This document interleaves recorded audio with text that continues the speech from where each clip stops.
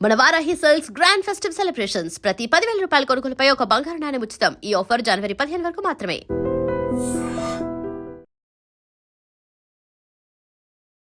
నమస్తే. ఎస్వి రంగారావు గారు అంటే మనకి దేవుళ్ళు ఉంటారు సార్, శివుడు, బ్రహ్మ, విష్ణువు ఇలా ఉంటారనమాట. త్రిమూర్తుల వాళ్ళని మేము అలా అంటే మనందరం కూడా అలా చూస్తుంటాం. చాలామంది దేవుళ్ళు ఉన్నా కానీ వాళ్ళ ముగ్గురట్ట. ఎంతమంది హీరోలు ఉన్నా, ఎంతమంది స్టార్లు ఉన్నా, ఇప్పుడు నేను చెప్పిన ముగ్గురు దేవుళ్ళ ప్లేస్ ఎలా అయితే ఉంటుందో ఇండస్ట్రీలో ఎస్వి రంగారావు గారి స్థానం అలా ఉంటుంది. అది ఎవరు మ్యాచ్ చేసేది కాదు, మ్యాచ్ చేయబోయేది కాదు, మ్యాచ్ చేయడానికి సాధ్యమయ్యేది కాదు. అలాంటి ఆయన మనవడు మీరు. అంటే ఈరోజు మీతో కూర్చొని నేను మీ సక్సెస్ గురించో మీ సినిమాల గురించో మాట్లాడాల్సి వస్తే చాలా ఆనందపడేవాడిని, కానీ మీ కష్టాల గురించి మాట్లాడాల్సి వస్తుంది. కానీ కష్టాలు ఇస్ పార్ట్ ఆఫ్ లైఫ్ అండి. సో కష్టాలు లేకుండా లైఫ్ ఉంటే లైఫ్లో థ్రిల్లే ఉండదు. So it comes in parcel of life. నేను స్ట్రైట్గా పాయింట్కి వస్తున్నాను. మీ స్థలం కబ్జా చేశారు. అవునండి. అన్ని ప్రెస్ మీట్ పెట్టారు, చెప్పారు. అవును. ఎస్వి రంగారావు గారి మనవడు స్థలం కబ్జా చేస్తే ఆయన న్యాయ పోరాటం చేసి అక్కడ గెలవలేక మీడియా ముందుకు వచ్చి తన గోడును వెళ్ళబుచ్చుకోవాల్సిన అంత దుర్దితి, అంత పొజిషన్ ఎందుకు వచ్చింది? ఇది ఇవాళ నిన్న స్టార్ట్ అయింది కదండి. ఒక 30 ఏళ్ళ నుంచి నడుస్తుంది. ఇవాళ ఫ్రెష్గా స్టార్ట్ అయిన ఇష్యూ కాదు. ఒక 30 years బ్యాక్, అంటే నేను ఇంకా చిన్న పిల్లడుగా ఉన్నప్పుడు మా మేనత్త రెంట్కి ఇవ్వడం జరిగింది. అక్కడి నుంచి జరిగిన పరిణామాలతో ఇదండి. మనం డీటెయిల్గా ఫుల్గా వెళ్తే అది చెప్పుకుంటూ పోవాల్సిందే. లేదు, నేను చెప్తాను, నాకు తెలిసింది. ఎంత స్థలం, ఎన్ని అంటున్నారు? 446 గజాలు. 1966 1966లో తాతగారు ఆ స్థలాన్ని కొన్నారు. తర్వాత దాన్ని 95లో కిరాయికి ఇచ్చారు. అవునండి. 98 వరకు వాళ్ళు రెంట్ కట్టారు. 98 నుంచి వాళ్ళు రెంట్ కట్టడం మానేశారు. 2002లో వాళ్ళు కోర్టుకు వెళ్ళి మీకు కాదండి 96లో రెంట్కి ఇవ్వడం జరిగిందండి. 97 వరకు రెంట్ కట్టాడు. తర్వాత కట్టట్లేదని మా అత్తయ్య కేసు వేశారు. 98లో కేసు వేశారు. ప్రొలాంగ్ కేసు రన్ చేశాక 2002లో ప్రాపర్టీని వెకేట్ చేసి బాకీలని కట్టమని కోర్టు ఆర్డర్ ఇచ్చింది. ఆర్డర్ని హైకోర్టులో అతను ఛాలెంజ్ చేశాడు. కోర్టు 5,000 రూపీస్ మంత్లీ మెయింటెనెన్స్ కోర్టులో డిపాజిట్ చేయమని అప్పటి నుంచి ఇవాళకి కడుతున్నాడు. అది అతనే అక్సెప్ట్ చేశాడు. ఒక సివిల్ సూట్లో, నేను వేసిన ఒక సివిల్ సూట్లో అతనే క్లియర్గా అక్సెప్ట్ చేశాడు, నేను ఇవాళకి రెంట్ కడుతున్నాను అని. ఓ పక్క ఆ వాదన తీసుకుంటాడు. అలాగే 2005లో మేము అమ్మేసినట్టు, అంటే నేను, మా బ్రదర్, మా సిస్టర్ అమ్మేసినట్టు ఒక ఫేక్ డాక్యుమెంట్ సృష్టించాడు. 2005కి మా సిస్టర్ పెళ్ళి అయింది. మా సిస్టర్ ఏమో ఢిల్లీ వెళ్ళిపోయింది. నేను హైదరాబాద్ వచ్చేసాను. మా అన్నయ్య ఏలూరులో ఉన్నాడు.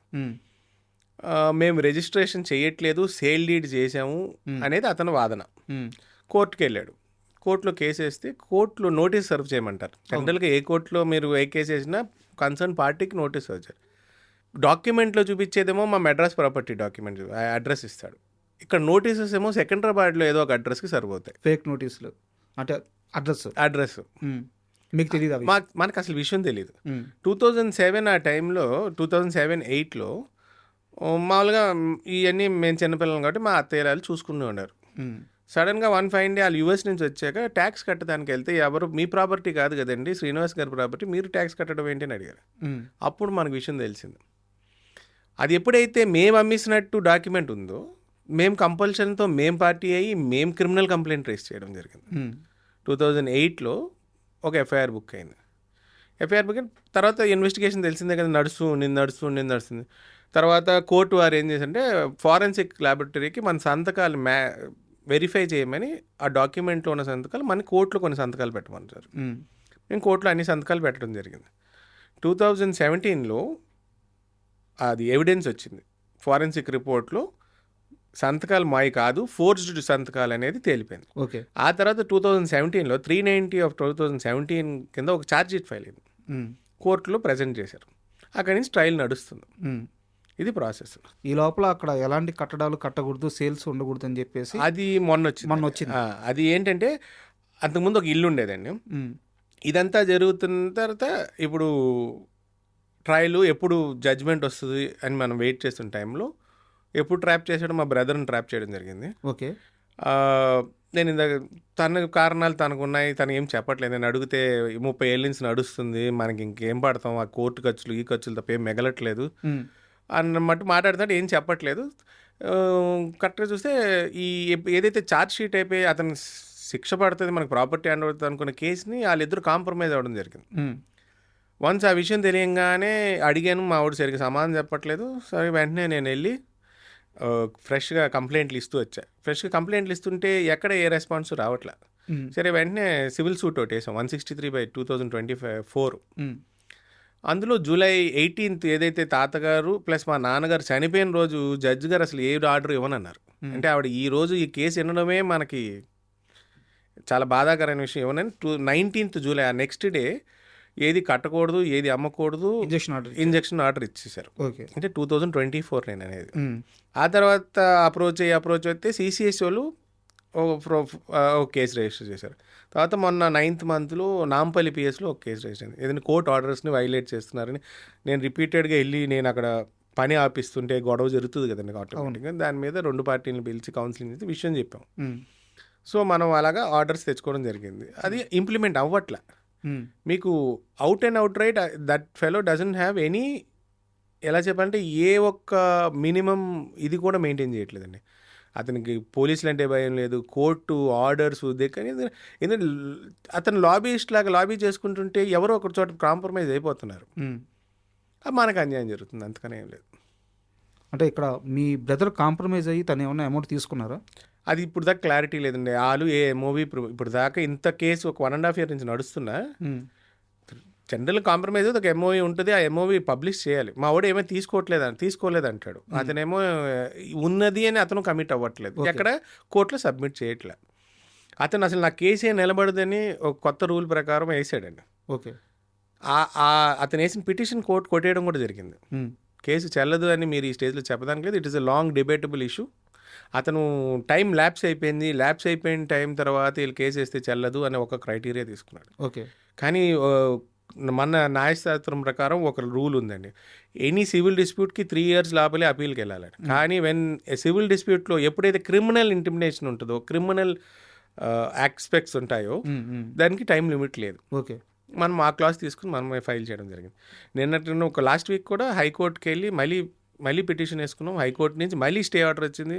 అతను పని చేయనివ్వకుండా జిహెచ్ఎంసీఓలో ఆపాలని మళ్ళీ ఆర్డర్ వచ్చింది. ఓకే. ఇక్కడ నాకు అర్థం కాని విషయం ఏంటంటే ఇంజెక్షన్ ఆర్డర్ ఆల్రెడీ అమల్లో ఉంది. అతను ఎలాంటి బిల్డింగ్స్ కట్టకూడదు, బట్ కన్స్ట్రక్షన్ చేస్తున్నారు. మీరు వెళ్ళి యాజ్ ఎ లా ప్రకారం ఫైట్ చేస్తున్నారు. ఈ గ్యాప్లో ఒక అడిషనల్ ఎస్పీ మిమ్మల్ని వాళ్ళ ఆఫీస్కి పిలిచి మీకు వార్నింగ్ ఇవ్వడం ఏంది? ఇది ఏంటంటే అండి, మనం ఎవరినో ఒకరు తీసుకెళ్ళి ఆపుతూ ఉంటాం. అవును. అదేమో లా అండ్ ఆర్డర్ సిచ్యువేషన్ అంటారు. నేనేమన్నాను, నేను 2 సార్లు అడిగాను సిఐ గారిని కానీ ఎస్ఐ కానీ, సార్ మేము వెళ్ళి ఆపితే లా అండ్ ఆర్డర్ అంటారు, మిమ్మల్ని ఆపమంటే మీకు ఆర్డర్స్ లేవంటారు. ఒక సింపుల్ క్వశ్చన్ అండి, ఒక కోర్టు ఆర్డర్ ఇచ్చింది. కోర్టు ఆర్డర్ని ఎవరు ఫాలో అవ్వకపోయినా it is not a civil matter, it is a criminal matter. ఈ పాయింట్లో మాట్లాడితే ఇది ఓవరాల్ సివిల్ సూట్ సివిల్ అంటారు. ఫోర్జ్డ్ డాక్యుమెంట్ మీదే కదా అంత ఆర్డర్ వచ్చింది. దట్ ఆర్డర్ ఫోర్జరీ అయిపోయింది అని ఆల్రెడీ ఒక పోలీస్ రిపోర్ట్ ఉంది కదా. అవును. దాని ప్రకారం యాక్ట్ చేయమంటే ఇది సివిల్ మ్యాటర్, మాకు డ్యూరిస్ట్రిక్షన్ లేదంటాడు, మీరు వెళ్ళకూడదు అంటాడు. అలాగా ఇప్పుడు వాళ్ళు ఆపట్లేదండి. కోర్టు ఆర్డర్ ఇచ్చినప్పుడు 1st floor కన్స్ట్రక్షన్ జరుగుతుంది, ఇప్పుడు ఫినిషింగ్ స్టేజ్లో ఉంది. అతను ఎక్కడ ఆగలేదు, ఇవాళకి ఆగట్లేదు. 1 నేను మళ్ళీ వెళ్ళి పని ఆపిచ్చానండి. పని ఆపిచ్చి నేను పోలీసులకు చెప్పాను, నేను వెళ్ళి ఆపిస్తాను, ఎందుకంటే మీరు ఆపించట్లే. అతను ఆపమని చెప్పి సిఐ గారు చాలాసార్లు చెప్పాడు, కానీ అతను ఆపట్లే. ఏం వార్నింగ్ ఇచ్చారు మీకు? ఆయన నాకు రైట్ లేదని, నేను సైట్లోకి వెళ్ళకూడదని, నేను వెళితే నన్ను అరెస్ట్ చేస్తానని, నాన్ బెయిలబుల్ అఫెన్సెస్తో నన్ను లోపల తోస్తానని బెదిరించడం జరిగింది. ఆ నైట్ 10:15కి ఎఫ్ఐఆర్ ఫైల్ చేశారు. ఏ ఇన్వెస్టిగేషన్ ఆఫీసర్ అండి 7 o'clock పిలిచేసి నాకు వార్నింగ్ ఇచ్చి, నా పేరు మీద మా సిస్టర్ పేరు మీద మా 2 అడ్వకేట్స్ వచ్చారు, ఇలాగ బెదిరిస్తున్నారని నేను చెప్తే నా 2 అడ్వకేట్స్ కుమార్ గారు, బాలాజీ గారిని కేఎల్బి లా ఫర్మ్ నుంచి, వాళ్ళిద్దరు వస్తే నా పేరు మీద మా సిస్టర్ పేరు మీద మా అడ్వకేట్స్ 2 పేరు మీద కేసు బుక్ చేశారు. ఏమని? వాళ్ళ వాచ్మెన్ కొట్టామని, 6 కంప్యూటర్లు దొంగతనం జరిగిందని, కెమెరాలు పగలు కొట్టామని. అంటే ఒక అండర్ కన్స్ట్రక్షన్ సైట్లో 6 కంప్యూటర్లు ఎందుకుంటాయండి? బేసిక్ నాలెడ్జ్ అండి. అంటే అతను ఏది చెప్తే అది వేసేయడమే. అందుముందు ఒక ఎఫ్ఐఆర్ కట్టారు, అందులో ఏం చెప్పారు, వాళ్ళ వాచ్మెన్ నేను కిడ్నాప్ చేశాను అంటాడు. కానీ మళ్ళీ వాచ్మెన్ ఎక్కడి నుంచి వచ్చాడు? కిడ్నాప్ అయిన వాచ్మెన్ ఎలా వచ్చాడు? అదే నేను బోర్డు పెట్టానండి, ఈ ప్రాపర్టీ మీద కేసు నడుస్తుంది, ఎవరు ఏమారిపోకూడదని బోర్డు పెట్టి OS salon OS number court case number వేసి బోర్డు పెడితే ఆ బోర్డు దొంగలింది. ఎవరు దొంగతనం చేస్తాడు? అతనే తీసేస్తాడుగా. నేను కేసు పెట్టా, దానికి నాకు చిన్న ఏమంటారు ఒక నంబర్ ఇచ్చారు కేసు, తర్వాత అది సివిల్ మ్యాటర్ అంటారు. పేపర్ యాడ్ ఇచ్చారు మీరు ఎప్పుడన్నా? ఆల్రెడీ పేపర్ యాడ్ ఉంది, రిజిస్టర్ ఆఫీస్కి నోటీస్ ఇచ్చాం. ఇంకా రీసెంట్గా ఇంకా ఏ దారి అయ్యాక మనం ప్రెస్ మీట్ పెట్టాం. ఇప్పుడు మీరు ప్రెస్ మీట్ పెట్టిన తర్వాత డిపార్ట్మెంట్ నుంచి మిమ్మల్ని ఎవరైనా కన్సల్ట్ చేశారా? నాకు ఒక ఏసీపీ గారు ఒక ఆయన ఫోన్ చేశారు స్పెషల్ బ్రాంచ్ నుంచి, నాకు పేరు కూడా పెద్ద గుర్తులేదు. ఆయన నెక్స్ట్ డే అనే చేశారు, వాళ్ళు ఇచ్చాం నెక్స్ట్ డే మార్నింగ్ చేశారు. ఏం జరిగిందని గారు చెప్పాను అని డీటెయిల్స్ ఇచ్చాను. ఓకే. నేను ఈ వీక్లో మన 29th కూడా ప్రజావాణిలో పెట్టాము, డిఐజీకి లెటర్ పంపాము, అందరికి అన్ని నంబర్స్ అవుతున్నాయి. రియాక్షన్ ఎప్పటికి వస్తుందో తెలియదు. కానీ నా బేసిక్ డౌట్ ఏంటంటే, అదే ఇప్పుడు నేనున్నాను ఒక కామన్ మ్యాన్ని, మా కెమెరామ్యాన్ ఉన్నాడు ఒక కామన్ మ్యాన్. మాలాంటి వాళ్ళు ఇలాంటి ఇష్యూ మీద సొసైటీతో లాతో సిస్టంతో ఫైట్ చేస్తున్నాము 30 ఏళ్ళుగా అంటే ఒక పర్థం ఉంది. సో మాకు తెలియదు, మాకు బ్యాక్గ్రౌండ్ లేదు. ఎస్వి రంగారావు గారి మనవడు ఆయన్ని పిలిచి ధమ్కీలు ఇవ్వడం ఏంది? నేను అదే చెప్తానండి. నేను ఇప్పుడు ప్రెస్ మీట్ పెట్టడానికి అప్పుడు దాకా ఎక్కడైనా వెళ్ళామనుకోండి, ఆయన ధమ్కి ఇవ్వడంలో కూడా అంటే మెచ్యూర్డ్ ఆఫీసర్ అంటారు సరే, రేపు మాపు రిటైర్ అవుతాడేమో అనుకుంటున్నా. చాలా సింపుల్ అండి. ఆయన ఏమండి హ్యుమానిటేరియన్ గ్రౌండ్స్లో మీ పక్క మాట్లాడగలం, లా మీ పక్క లేదంటాడు. లా మా పక్క లేకపోవడం ఏంటండి? వాళ్ళ ఒక సిసిఎస్ పోలీసు వాళ్ళు ఆల్రెడీ ఒక ఛార్జ్షీట్ ఫైల్ అయింది, అది కాంప్రమైజ్డ్. అది ఎలా క్యాన్సిల్ అయింది, స్క్వాష్ అయింది? Out of compromise, out of court compromise అనే ఒక పదం ఉంది. అవి ఏమి చూపించినా ఆయన మాట్లాడట్లే. లా ప్రకారం మీకు రైట్ లేదంటాడు. అప్పుడు లా ప్రకారం ఆయనకి రైట్ లేదు, ఆయన పని చేయకపోతే నేను వెళ్ళను కదండి. కోర్టు డిసైడ్ చేస్తుంది కదా రేపో మాపో. అవును. నాకు clear pictures, photographs, time stamped photographs ఉన్నాయండి. అసలు చాలా సింపుల్ లాజిక్. ఆయన నన్ను పిలిచి మాట్లాడేప్పటికి ఆయన నా తరపు లాయర్లు ఎటు వచ్చారో కూడా తెలియదు. ఇద్దరు వస్తే ఇద్దరిలో మా తరపు ఒకడు అతని తరపు ఒకడు అనుకుంటున్నాడు ఆఫీసర్. ఆయన బ్లంట్గా విషయం తెలియదు. మరి అవుట్ ఆఫ్ ఆయన మాయ మాటలు చెప్పాడో, లేకపోతే ఆయన సుపీరియర్స్కి చెప్పడం వలన ఈయన వచ్చాడు, లేకపోతే ఇంకా అదర్ ఏదో జరిగినాయో తెలియదు. ఆయనకి అసలు మనకి మాట్లాడే ఛాన్స్ ఇవ్వకపోతే మనం ఏం చెప్తాం? మీ బ్రదర్ అటు వస్తున్నాడమ్మా, నువ్వు వెళ్ళడానికి వీలేదు. మా బ్రదరే అసలు ఆల్రెడీ అలా అనుకుంటే మేమందరం కలిసే కదా ఫస్ట్ ఫోర్జరీ కేసు వేసింది. అవును. ఒకరైతే సరిపోదు కదా, ఆయన ఒకటే కాంప్రమైజ్ అయితే అవ్వదు కదా. సరిపోదు. అవును. ఆ కాంప్రమైజ్ అయిన దాని గురించి ఆయన అసలు వినట్లేదు కదా. ఆయన ఏమన్నాడు, హ్యుమానిటేరియన్ గ్రౌండ్స్ లేకపోతే మీ వంక నేను సింపథైజ్ చేయగలను కానీ నువ్వు సైట్లోకి వెళ్తే కుదరదు. ఆయన పట్టుపట్టి నైట్ 10-15 ఎందుకండి ఎఫ్ఐఆర్ కట్టించాలి? ఇన్వెస్టిగేషన్ చేసుకోవాలి కదా. నాకు డౌట్. సో ఇప్పుడు ఆయన చెప్పే లెక్క ప్రకారం, లా అండ్ ఆర్డర్ ప్రకారం మీరు అక్కడికి వెళ్తే గొడవలు అవుతున్నాయి కాబట్టి మీరు వెళ్ళకూడదు, ఆపారు. సో అది ఆయన డ్యూటీ, దాన్ని నేను అగ్రీ చేస్తాను. బట్ కోర్టు ఆర్డరు ఉన్నప్పుడు కన్స్ట్రక్షన్ జరగకూడదు కదా. ఫస్ట్ ఫ్లోర్ నుంచి 5th ఫ్లోర్కి పోతుంది కదా. ఫస్ట్ ఫ్లోర్ 5th ఫ్లోర్ కదండి, ఇల్లీగల్గా ఒక ఫ్లోర్ 6th ఫ్లోర్లో కూడా ఉంది. మరి ఆ కన్స్ట్రక్షన్ ఆపే బాధ్యత ఎవరిది? వాళ్ళది కాదంటండి. మేము కోర్టు నుంచి వాళ్ళకి డైరెక్షన్ ఇప్పించాలంటే ఆపకూడదని. నేనన్నా కోర్టు ఆర్డర్స్ని ఇంప్లిమెంట్ చేయడానికి, ఒక కోర్టు ఆర్డర్ ఇచ్చాక ఇంప్లిమెంట్ చేయడానికి కోర్టు మీకు వాళ్ళకంటే స్పెసిఫిక్గా ఇన్వాల్వ్ అవ్వండి, వెళ్ళి ఆపించండి అని ఆర్డర్ ఇవ్వాలంట. మన కోర్టులో ఆర్డర్స్ వచ్చినాయండి, ఆర్డర్స్ ఫాలో అవ్వట్లేదని కంటెంప్ట్ కేసు వేసామండి. అడ్వకేట్ జనరల్ వేసి మొత్తం రికార్డ్ చేయించమనండి.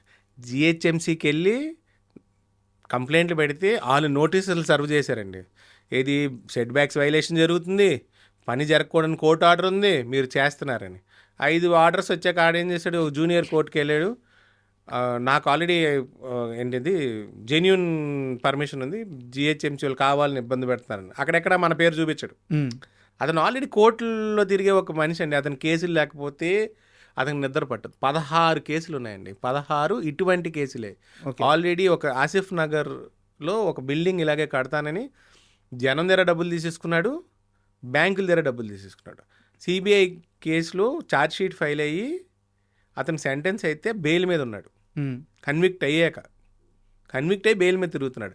అలాంటి మనిషికి ఆనంద్ అనే అడిషనల్ డీసీపీ ఎలాగా వంత పడతాడు? మన మాట అయినట్లు అరుస్తున్నాడు. నేను ఆ రోజు చెప్పాను, కేసులు పెట్టుకుంటే పెట్టుకోన్నాను, ఏమైపోతుందని. ఇప్పుడు ఉన్నాయి మీ మీద కేసులు? ఉన్నాయి, 2 ఉన్నాయి. మనం రిట్లు వేసుకుంటున్నాం, మనం కోర్టులో ఛాలెంజ్ చేసుకుంటాం అండి. ఏమవుతుంది? ఆయన వేసుకుంటాడండి. Everything is a counter case అండి. నేను కంప్లైంట్లు పెట్టాను, ఆయన కన్స్ట్రక్షన్ చేస్తున్నాడు, కోర్టు ఆర్డర్ని వైలేట్ చేస్తున్నాడు, నేను ఇన్నిసార్లు తిరుగుతుంటే 1.5 year నుంచి నా దగ్గర రిసిప్ట్స్ ఉన్నాయండి నేను ఇచ్చిన కంప్లైంట్లకి. అంటే ఇంత ఫైట్ చేస్తున్నారు. తెలుగు సినిమా ఇండస్ట్రీలో ఇంతమంది పెద్ద పెద్ద స్టార్లు ఉన్నారు, మన తెలుగు రాష్ట్రాల్లో ఇంతమంది పెద్ద పొలిటీషియన్లు ఉన్నారు. వీళ్ళందరికీ ఎస్వీఆర్ అంటే అభిమానం ఉంటుంది, ఆ గౌరవం ఉంటుంది. ఆయన మనవడు ఇంత కష్టపడుతున్నాడని ఈ విషయాన్ని మీరు ఎవరి దగ్గరికి తీసుకెళ్లేదా? ఎవరి దగ్గర నుంచి మీకు సపోర్ట్ రాలేదా? నేను ఎవరికి చెప్పలేదండి. నేను లీగల్ సిస్టమ్ మీద నాకున్న నమ్మకంతో నేను నా ఓన్ బ్యాటిల్ నేను ఫైట్ చేస్తున్నాను. ఎక్కడికి వెళ్ళినా ఏముంటుంది, మీ అన్నయ్య కాంప్రమైజ్ అయిపోయాడు కదా, అతను ఎందుకు అయ్యాడు అనేది ఇవాళకి ఒక మిస్టరీ మా ఫ్యామిలీకి. ఓకే, ఎవరికి తెలియదు. అతను చెప్పేది మాటకి ఇతను చెప్పే మాటకి ఏది సంబంధం ఉండదు. సో మన ఫైటింగ్ మనం చేసుకోవాలండి. ఇంకా తాతగారు అప్పుడు ఎంత కొన్నారు, ఇప్పుడు మార్కెట్ ప్రకారం ఎంత? ఐడియా లేదండి ఆయన ఎంత కొన్నారో. 66 కదండి, విన్ ఫ్యూ థౌజండ్స్, 30,000 40,000 ఉంటుంది. ల్యాండ్ ప్రకారం అయితే అప్రాక్సిమేట్లీ 10-12 crores ఉంటుందండి. నేను మొన్న చూసిన దానిలో అతను ఇంకా కన్స్ట్రక్షన్ చేయకుండా ఒక ఫ్లాట్ అమ్మాడండి ఫర్ 1.60 crore రిసిప్ట్. ఒక అతను డాక్టర్ గారు కొనుక్కుని ఆయన చూపించారు రిసిప్ట్. ఇప్పుడు అక్కడ కొంటున్న వాళ్ళంతా వాళ్ళు కూడా మోసపోయినట్టే కదా. నేను ఆయనకి చెప్పానండి, ఇప్పుడు నాకు ఒక క్లయింట్ తెలిసాడు, వాళ్ళ దగ్గర మోసపోయిన ఒక మనిషిగా నాకు కనిపించాడు, ఒక డాక్టర్ గారు. ఆయన పోలీస్ స్టేషన్కి వచ్చాడు. ఇది ఎంత ఎప్పుడు జరిగింది, నేను అక్కడికి వెళ్ళి గొడవ చేయడం, బోర్డులు పెట్టడం, బ్యానర్లు కట్టడం. సో ఆ ఏరియాలో ఏదో జరుగుతుందని వాళ్ళ బంధువులు ఫోన్ చేసి చెప్పారు, అక్కడికి వచ్చాడు, స్టేషన్కి వచ్చాడు. కానీ అతని ప్రాబ్లం ఏంటి, అతను 50 లక్షల రూపాయలు అడ్వాన్స్ ఇచ్చాడు, పేమెంట్ చేసేసాడు. అతను 50 లక్షలు పేమెంట్ చేశాడు. కానీ ఇది ఆల్రెడీ ఫ్రాడ్స్టర్ కదా, 20 లక్షలకి రిసిప్ట్ ఇచ్చాడు. అదేంటి మరి వాళ్ళ వర్షన్ అంతే. 20 లక్షలకైతే రిసిప్ట్ ఉంది, అమ్మకూడదని కోర్టు ఆర్డర్స్ ఉందండి.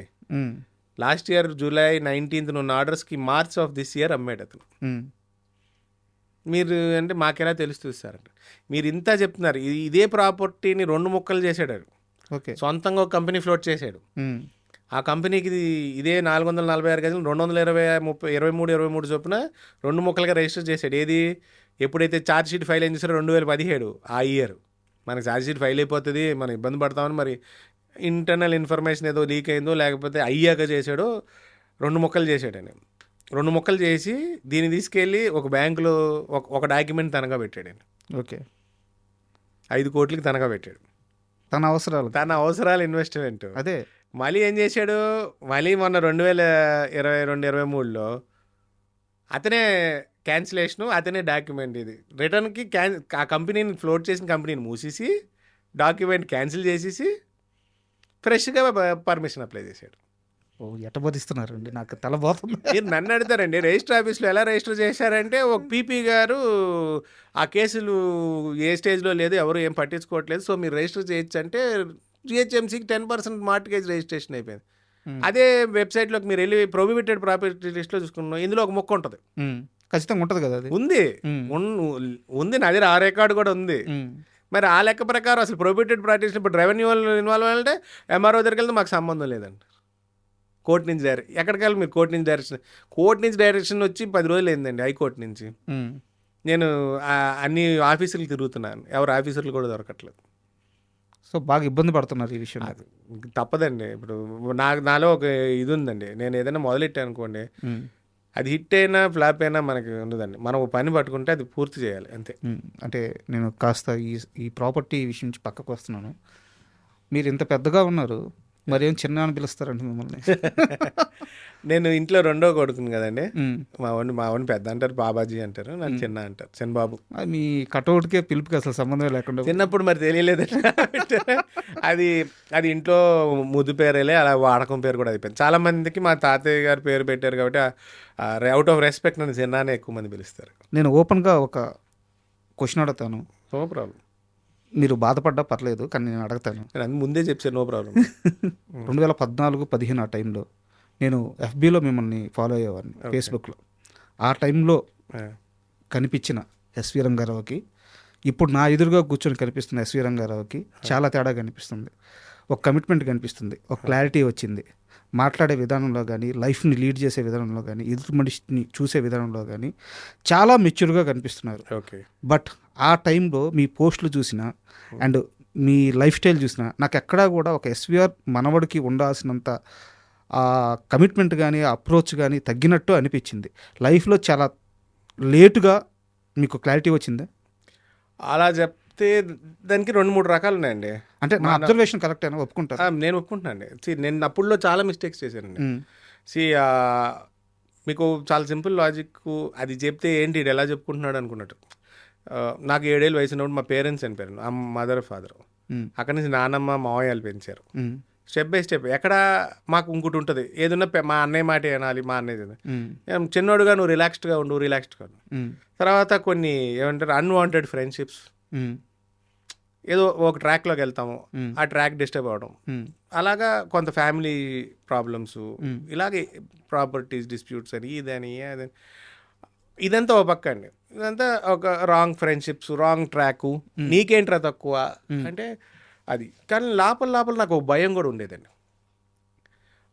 మన తాతయ్య గారు అంత పెద్ద ఆర్టిస్ట్, మనం ఎలా నిలబడాలి ఏంటి, మనకు ఒక ఏమంటారు ఒక ట్రాక్ సెట్ చేసుకునేప్పటికీ ఇంటి దగ్గర ఏదో ఒక ఇష్యూ రావడం, అక్కడికి వెళ్ళిపోయాక ఇంట్రెస్ట్ కొంత పోవడం, మళ్ళీ ఇంట్రెస్ట్ తీసుకుని మళ్ళీ ఒక 6 నెలలు మళ్ళీ ట్రాక్లోకి వెళ్ళి మళ్ళీ అన్నది. అలాగే చాలామంది మా ఇంట్లోనే ఉండి ఇవాళ పెద్ద పెద్ద టెక్నీషియన్స్, కెమెరామెన్లు చాలామంది ఉన్నారు. ఇంకా వాళ్ళందరినీ అంకుల్ అని పిలిచి కొంత డెస్పరేషన్ వచ్చిందండి. వీళ్ళందరినీ తిరుగుతున్నాం, ఎంతమంది ఉన్నారు, ఎంతమంది చదువుకున్న స్కూల్లో క్లాస్మేట్స్, ఫ్రెండ్స్, సీనియర్స్ అందరూ సినిమా వాళ్ళే, ఎవడో ఒకటి మనకి ఛాన్స్ ఇవ్వడా ఇదా అని ఒక యాంగిల్లో ఉండేది. కానీ తిరుగుతుంటే కొన్ని ఈవెంట్స్ జరుగుతాయి సార్, దాంట్లో వచ్చిన ఒక వెక్సేషను, అలాగే రకరకాలు మైండ్ సెట్లు మారిపోవడం. ఇప్పుడు ఒక పేర్లు వద్దులేని కొంత డైరెక్టర్స్ దగ్గరికి వెళ్తే నువ్వు నిజంగానే ఆయన మనవడువా అని ఒకరు. ఈ తరం డైరెక్టర్లు నేను చెప్పేది, పాత తరం కాదు. ప్రూఫ్స్ కావాలా వాళ్ళకి? ఏం చెప్పనండి, ప్రూఫ్స్ కావాలంట. మొన్న ఎవడో వచ్చాడు, మీ పేరు చెప్పాడు, మీ తాత పేరు చెప్పాడు. సరే అండి, ఆయనతో సినిమా చేసుకోమన్నా. ఇంకో ప్రముఖ డైరెక్టర్ దగ్గర వెళ్తే మీ తాతగారులాగా గెటప్స్ వేసుకురండి అప్పుడు చూద్దాం అన్నారు. ఇలా కొంత మనకి మైండ్ సెట్ మారుతూ ఉంటుంది. సో అలా కొంతమంది డైరెక్టర్స్ని, ఫ్రెండ్స్ని నమ్మి కొన్ని ప్రాజెక్ట్స్ చేశారు. ఆ ప్రాజెక్ట్స్ మనకు చెప్పిన కథకి వచ్చిన అవుట్పుట్కి కూడా అలా దెబ్బలు తగిలి ఒక లాంగ్ బ్రేక్ తీసుకున్నా. ఆల్మోస్ట్ 10 years అయిపోయింది నేను మేకప్ వేసి కానీ సినిమా చేసి. కానీ ఈ తర్వాత మా మావయ్య ఎమ్మెల్యే అవ్వడం, అక్కడ జనాలను కలవడం, డైలీ ఒక మనిషిని ఒక 100 మనిషిని కలుస్తుండేవాడిని. సో చాలా డిఫరెంట్ కైండ్ ఆఫ్ కల్చరు, చాలా డిఫరెంట్ పాయింట్స్లో మనకి ఎక్స్పోజర్ దొరికింది. అది అంతకుముందు లేదు. ఇవాళకి మా ఎమ్మెల్యేనే, కానీ ఆ 4 years నేను అక్కడ ఉన్నాను చూసారా. ఆ తర్వాత ఆ మావయ్య చనిపోవడం, ఆ తర్వాత మనం మొత్తం మళ్ళీ డిస్టర్బ్ అంటే ఎప్పటికప్పుడు మన జీవితం తలకిందలైపోతుంది, మళ్ళీ తలకిందలైపోయింది. సరే ఇప్పుడు మళ్ళీ ఆయన ఇంకో మావయ్య గెలిచారు, ఓకే ఆల్ ట్రాక్లో ఉన్నా. కానీ నేను ఇప్పుడు ఈ ప్రాపర్టీ ఇష్యూ వచ్చింది, 2 years నుంచి నేను ఈ గొడవలోనే ఉన్నా. అంతే కదా ఇప్పుడు మీరు చెప్పారు. కానీ ఇవన్నీ కూడా ఇంటర్ కొలైడ్ అవుతూ వస్తుంది. ఎక్కడ ఒక ట్రాక్లో నేను కాన్సన్ట్రేట్ చేయలేదానికి నాకు కుదరట్లే, లైఫ్ అంతా అలాగే ఉంటుంది. ఇప్పుడు అడిషనల్గా మళ్ళీ నాకు పర్సనల్ ఫ్యామిలీ ఉంది, నాకు 3 కూతుర్లు. సో నాకు ఇంట్లో పెద్ద ఫుల్ సపోర్ట్ అండి. మా వైఫ్, నా 3 పిల్లలు కానీ, మా సిస్టర్ కానీ, మా బావగారు కానీ, వీళ్ళందరూ కూడా ఫుల్ వీళ్ళందరూ కోరిక ఎప్పటికప్పుడు మళ్ళీ నేను సినిమాలు చేస్తాను, ఎప్పటికెప్పుడు నేను రిటర్న్ రావాలి, సినిమాలు చేయాలి. కానీ ఇంత కన్ఫ్యూజన్లో నేను ఎక్కడా చేయకూడదు అనేది. మీరు ఇలాగే అప్పుడు ఇమ్మెచ్యూర్గా ఉన్నంటే అప్పుడు ఇంకా తెలియలే, అదే చెప్తున్నాను. మీరు అడిగే 2014లో ఎలక్షన్ అయ్యాక అక్కడికి వెళ్ళడం ఇట్ హెల్ప్ మీ అలాట్.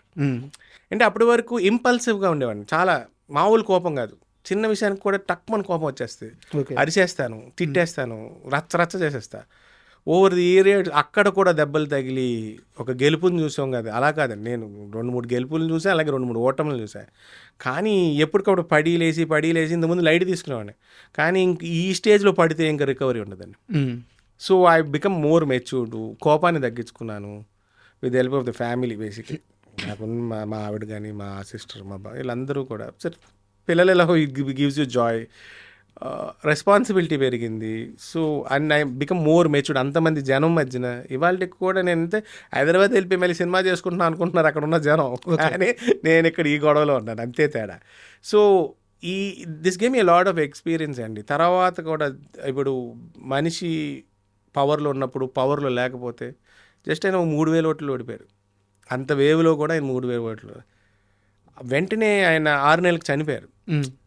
ఇవాళకి దేవుడు, తమ్ముడు గెలిచాడు, ఆయన అదే సేవ చేస్తున్నాడు, ఆయన మంచి పనులు చేసినా ఆ దేవుడి ట్రాక్లో ఆ దేవుడిని మర్చిపోలేకపోతున్నారు. సో ఆయన కింద ఉండడం వలన it gave a lot of confidence, maturity, plus పబ్లిక్ని చూడడం వలన కనెక్ట్ అవన్నీ కూడా it gives a lot of inside కాన్ఫిడెన్స్తో పాటు experience will give you lot of exposure. అంతే. అంటే నేను ఇంత పర్టికులర్గా ఈ క్వశ్చన్ అడగడానికి కారణం ఏంటంటే ఈ మెచ్యూరిటీ లేట్గా రావడం వల్ల ఈరోజు మీరు మసప్ ట్యాంక్లో ఉన్న ఒక 11-12 కోట్ల ఆస్తి కోసం ఇంత ఫైట్ చేస్తున్నారు. నిజం చెప్పండి, మీకు ఈ మెచ్యూరిటీ లేట్గా రావడం వల్ల కొన్ని 100 కోట్ల విలువ చేసే ల్యాండ్స్ ఎక్కడెక్కడ ఉన్నాయో తెలియక ఎస్వి రంగారావు గారి కుటుంబం కోల్పోవడం నిజం కదా. భీమవరంలో ఎక్కడో కొన్ని ఎకరాల ప్రాపర్టీ ఉండేది చాలా లేటుగా తెలిసింది మీకు. భీమవరమేనా ఎక్కడ? లేదండి, ఐడియా లేదు, అలాంటిది ఏం లేదండి. ఏదో ఏరియా నాకు అంటే నాకన్నా ముందు లార్జ్ ఫ్యామిలీ కదండి, మాది పెద్ద కుటుంబం అండి. మా తాతగారు 11 మంది, మా నాన్నగారు 9 మంది అండి. సో ప్రాపర్టీస్ ఎక్కడ ఉన్నాయి లేదు కన్నా మాకు దగ్గరికి వచ్చే ముందే చాలా పోయినాయి అండి. ఇంకా తర్వాత మెయింటైన్ చేయడానికి ఎవరు లేకపోవడం వలన ఏదోటి అమ్మి కానీ, ఇప్పుడు నా చిన్నప్పుడు నాకు అదే మా ఫాదర్ చనిపోకముందు ప్రాపర్టీ అమ్మారు 5 ఎకరాలు చెన్నైలో. యాక్టర్ శారద గారు కొని తర్వాత ఆవిడ అమ్మేసుకున్నారు. అది వాళ్ళ ఐటీ హబ్కి ఎంట్రన్స్. ఇక్కడ ఎలా మనకి ఇప్పుడు సైబరాబాద్ ఎలాగో అక్కడ 5 ఎకరాలు. ఇప్పుడు సైబరాబాద్ 5 ఎకరాలు ఉంటే మనం ఇవాళ ఏ స్థాయిలో ఉంటాం, చెన్నైలో 5 ఎకరాలు అమ్మారు ఆ రోజుల్లో. ఎంత ఇప్పుడు ఒక 1000 ఎకరాలు 1000 కోట్లు ఉంటుంది అది. నీకు అదే అందుకే ఎగ్జామ్ సైబరాబాద్ టవర్ ఉంది కదా, అదే ఎంట్రన్స్ కదా, అది 5 ఎకరాలు మాది. ఇప్పుడు అక్కడ ఐటీ హబ్కి అది 5 ఎకరాలు, ఖచ్చితంగా 1000 కోట్లు ఉంది. సో అలాంటి చాలా ప్రాపర్టీస్ మెయింటెనెన్స్ లేక ఇప్పుడు మాకు మెచ్యూరిటీ రాదాక 40,000 రాస్తే ఇంకేముందండి. సో ఇంపల్సివ్, అదే చెప్తాను, ఇంపల్సివ్ కోపం వచ్చేసాక ఒక నిర్ణయం తీసేసుకోవడం అది నాకే చెడు చేస్తుందని నేను లేటర్ తెలుసుకున్నా. ఓకే. అండ్ ఒక్కసారి తాతగారి సినిమాల విషయానికి వస్తే, అంటే మాకు కొన్ని కథలుగా చెప్తుంటారు, అంటే మేము చూసిన వయసు కాదు, మేము తెలుసుకున్న వయసే. ఆయన గురించి మా పెద్దలు చెప్తున్నప్పుడు తెలుసుకున్న వయసే. నత్తనశాల లేదా పాండవ విజయమో సంథింగ్ ఏదో సినిమాలో సీనియర్ ఎన్టీఆర్ గారు ఒక పెద్ద లెంతీ డైలాగ్ చెప్తారు. పాండవ వనవాసం ఒక లెంతీ డైలాగ్ చెప్తారు సీనియర్ ఎన్టీఆర్ గారు. బానిసలు అని చెప్పి ఒక మూతి విరుపుతో అట్లా ఒక మాట అంటారంట. నాకు బాగా గుర్తు, మా నాన్నగారు రంగారావు గారు మా ఊరిని డౌన్లోడ్ చేస్తారా. మా నాన్న ఎన్టీఆర్ గారి ఫ్యాన్, కృష్ణ గారి ఫ్యాన్, ఎన్టీఆర్ గారి ఫ్యాన్, ఇద్దరు ఫ్యాన్ ఆయన. మా ఊరిని డౌన్లోడ్ చేసేవారు రంగారావు గారు. అది నాకు బాగా గుర్తు, చిన్నప్పటి నుంచి. నాకు చాలా మంది చెప్పారండి. అది ఇప్పుడు అదొక 8 minutes పద్యం అండి.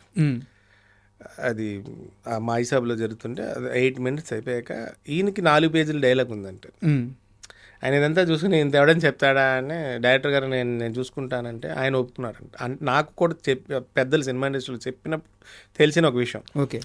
ఏమంటే ఆయన అంత చెప్పాక ఈ 4 పేజీలు డైలాగ్ చెప్తే చరణాలంగా ఉంటుందండి, ఇది వద్దండి నేను వేరే చేస్తానంటే ఆయన చేశారంటే ఒకటే క్లాప్స్ గిప్స్ అయిపోయింది. ఆ గొడవ కూడా జరిగిపోయింది ఎన్టీఆర్ గారికి.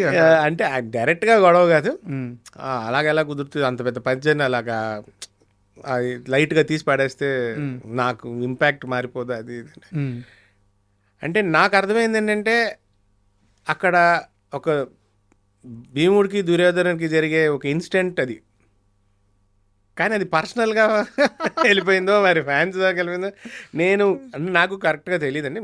మన వయసుకి మనకు తెలియదు కదండి, ఎప్పుడో జరిగింది. నేను ఏంటంటే ఆ తర్వాత ఒక క్లాష్ వలన మాట వచ్చి ఒక 3 సంవత్సరాలు తెలుగు సినిమాలు చేయలేదండి తాతగారు. ఆయన తమిళ సినిమాలు చేసుకున్నాడు. ఆయనకేం ఆయన ఇక్కడ స్టార్ అక్కడ స్టార్, అంతే. మళ్ళీ కేవీ రెడ్డి గారే పిలిచి మళ్ళీ ఇద్దరు కాంబినేషన్ చేయాలని చేయడమే అని నేనైనా నాకు ఆలీలు చెప్పాల్సిందే మన వయసుకి ఆయన పెద్ద. అది చాలా డిబేట్ అయ్యి చాలా రోజులు ఆ షూటింగ్ ఆగిపోవడానికి కారణం ఆ సీన్ అనేది నేను కూడా విన్నాను. అయితే వారిద్దరికి కూడా, తాతగారికైనా సరే సీనియర్ ఎన్టీఆర్ గారికైనా, ఏదో తప్పు అయితే కరెక్ట్ చేయండి, 1951 కానీ 52 కానీ పాతాళ భైరవి 51 వాళ్ళిద్దరికీ కూడా పెద్ద బ్రేక్ అంటే ఇద్దరికి ఒకేసారి వచ్చింది. అవునండి, ఎన్టీ రామారావు గారు ఫస్ట్ సినిమా కదా అది. కాదు ఫస్ట్ సినిమా కాదు, ఫస్ట్ బిగ్గెస్ట్ హిట్ పాతాళ భైరవి. తాతగారికి కూడా ఫస్ట్ బిగ్గెస్ట్ హిట్ పాతాళ భైరవి. ఇద్దరికి ఒకటే. వాళ్ళిద్దరి మీకేమన్నా తెలుసా వాళ్ళిద్దరు బాండింగ్ ఎలా ఉండేది ఏంది అని చెప్పేసి, మీరు మీ నాన్నగారి దగ్గర నుంచి కానీ లేకుంటే అట్లా? మాకు ఎక్కువ నాన్నమ్మ చెప్పేదండి, వాళ్ళు బాగానే ఉండేవారని నేను ప్రొఫెషనల్ డిఫరెన్సెస్ కానీ పర్సనల్ కానీ దేవర్ ఆల్వేస్ వెరీ గుడ్ అని అండి. ఇక్కడే కానీ అక్కడే కానీ బిగ్గెస్ట్ స్టార్స్తో చేశారు ఆయన. ఈ was always the biggest star కదండి. అంతే కదా. నేను విన్న దాని ప్రకారం ఇంకా చాలా మంది పెద్ద స్టార్స్కి మంత్లీ శాలరీస్లో ఉండేవారు చాలా కంపెనీస్. అవును అవును. ఆ టైంలోనే తాతయ్య గారు కానీ సావిత్రి గారు కానీ సూర్యకాంతం గారు ఇలా ముగ్గురు నలుగురు ఉండేవారు. వీళ్ళందరూ పేడ్ ఆర్టిస్టులు. ఒకనొక టైంలో నాట్ ఓన్లీ తెలుగు ఇండస్ట్రీ, ఇండియాలో హైయెస్ట్ రెమ్యునరేషన్ తీసుకున్న యాక్టర్ ఎస్వి రంగారావు గారు. అవునండి, అదే చెప్తున్నాను. ఇప్పుడు అంటే సబ్జెక్టు కరెక్షన్ నాకు ఐడియా లేదు. ఎన్టీ రామారావు గారు ఈ సినిమాకి హీరో అయితే ఆయనకి 25,000 అయితే రంగారావు గారికి 1,00,000, సావిత్రి గారికి 1,00,000 అని నేను విన్నది.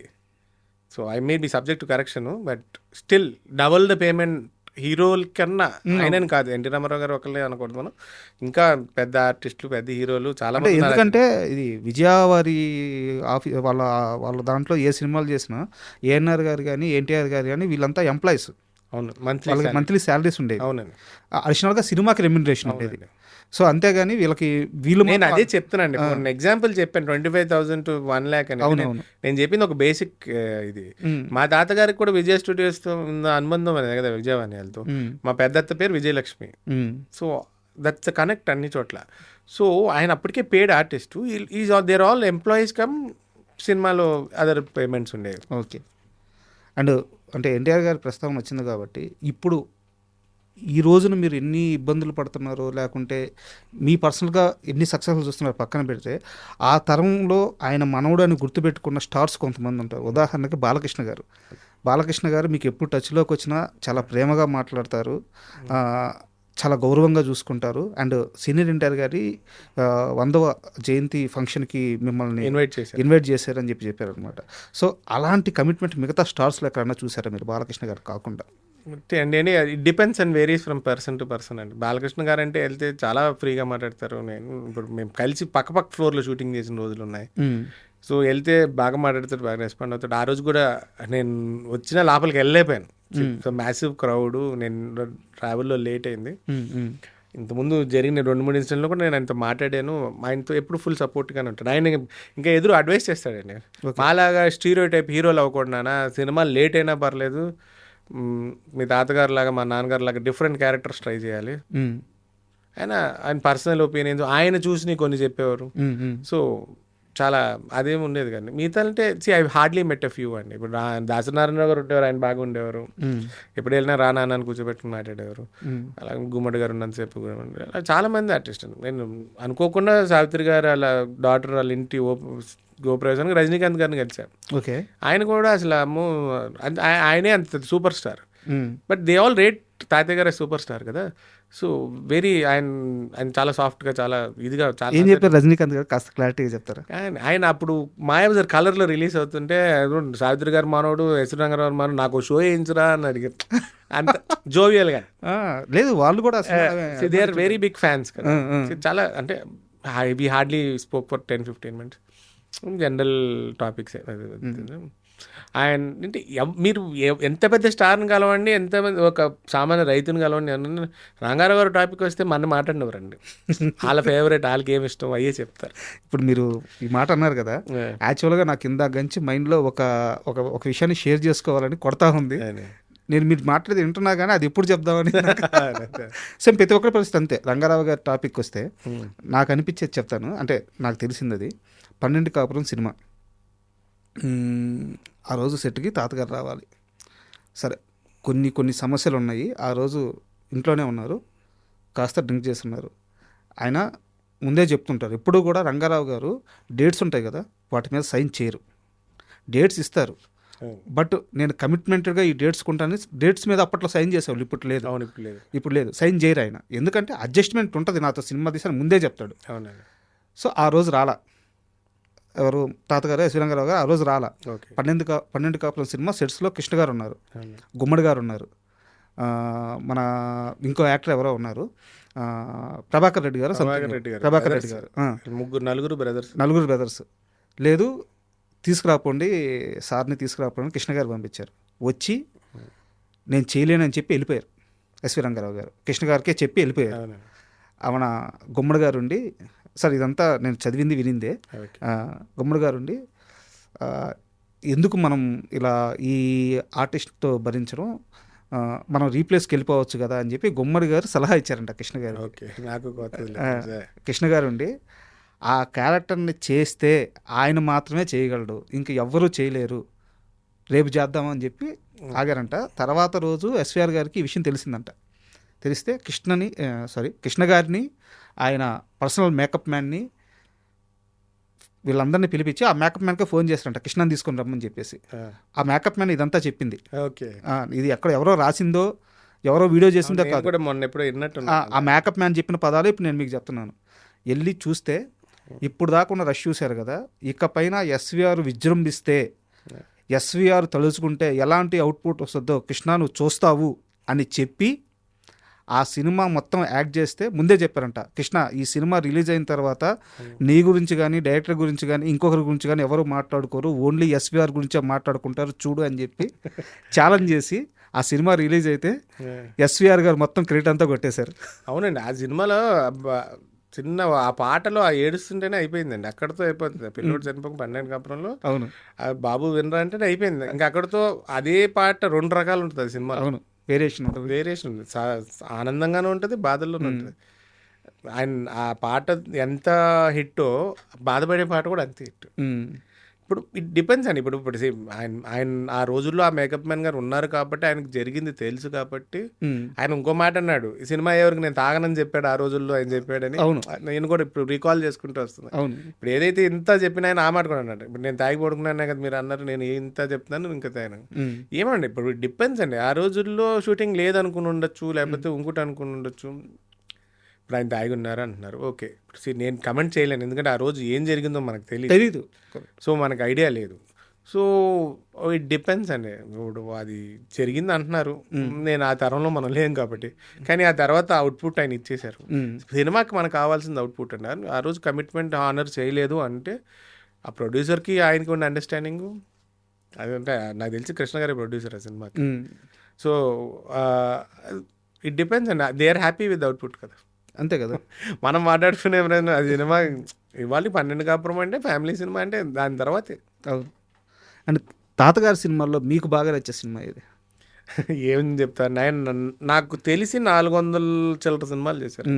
తెలుగు కానీ తమిళ్ కానీ, కొంత ఏదో హిందీలో ఒక సినిమా చేసి, మలయాళంలో ఒక సినిమా, కన్నడలో కొన్ని. ఏదని చెప్పమంటారు, దేనికి అది వేరియేషన్ ఉంటుంది. నాకు మా పాతాళ భైరి బాగా ఇష్టం అండి. పాతాళ భైరి, మాయాబజారు, నర్తనశాల, చెప్పుకుంటూ పోతే సంపూర్ణ రామాయణం వస్తానే ఉంటాయి. ఇదైతే వేస్తే 12 కాపురం, లక్ష్మీ నివాసం, తర్వాత తాడిందనేవాడు తల డైలాగ్ ఉంటుంది మీకు, అదే సినిమా పేరు.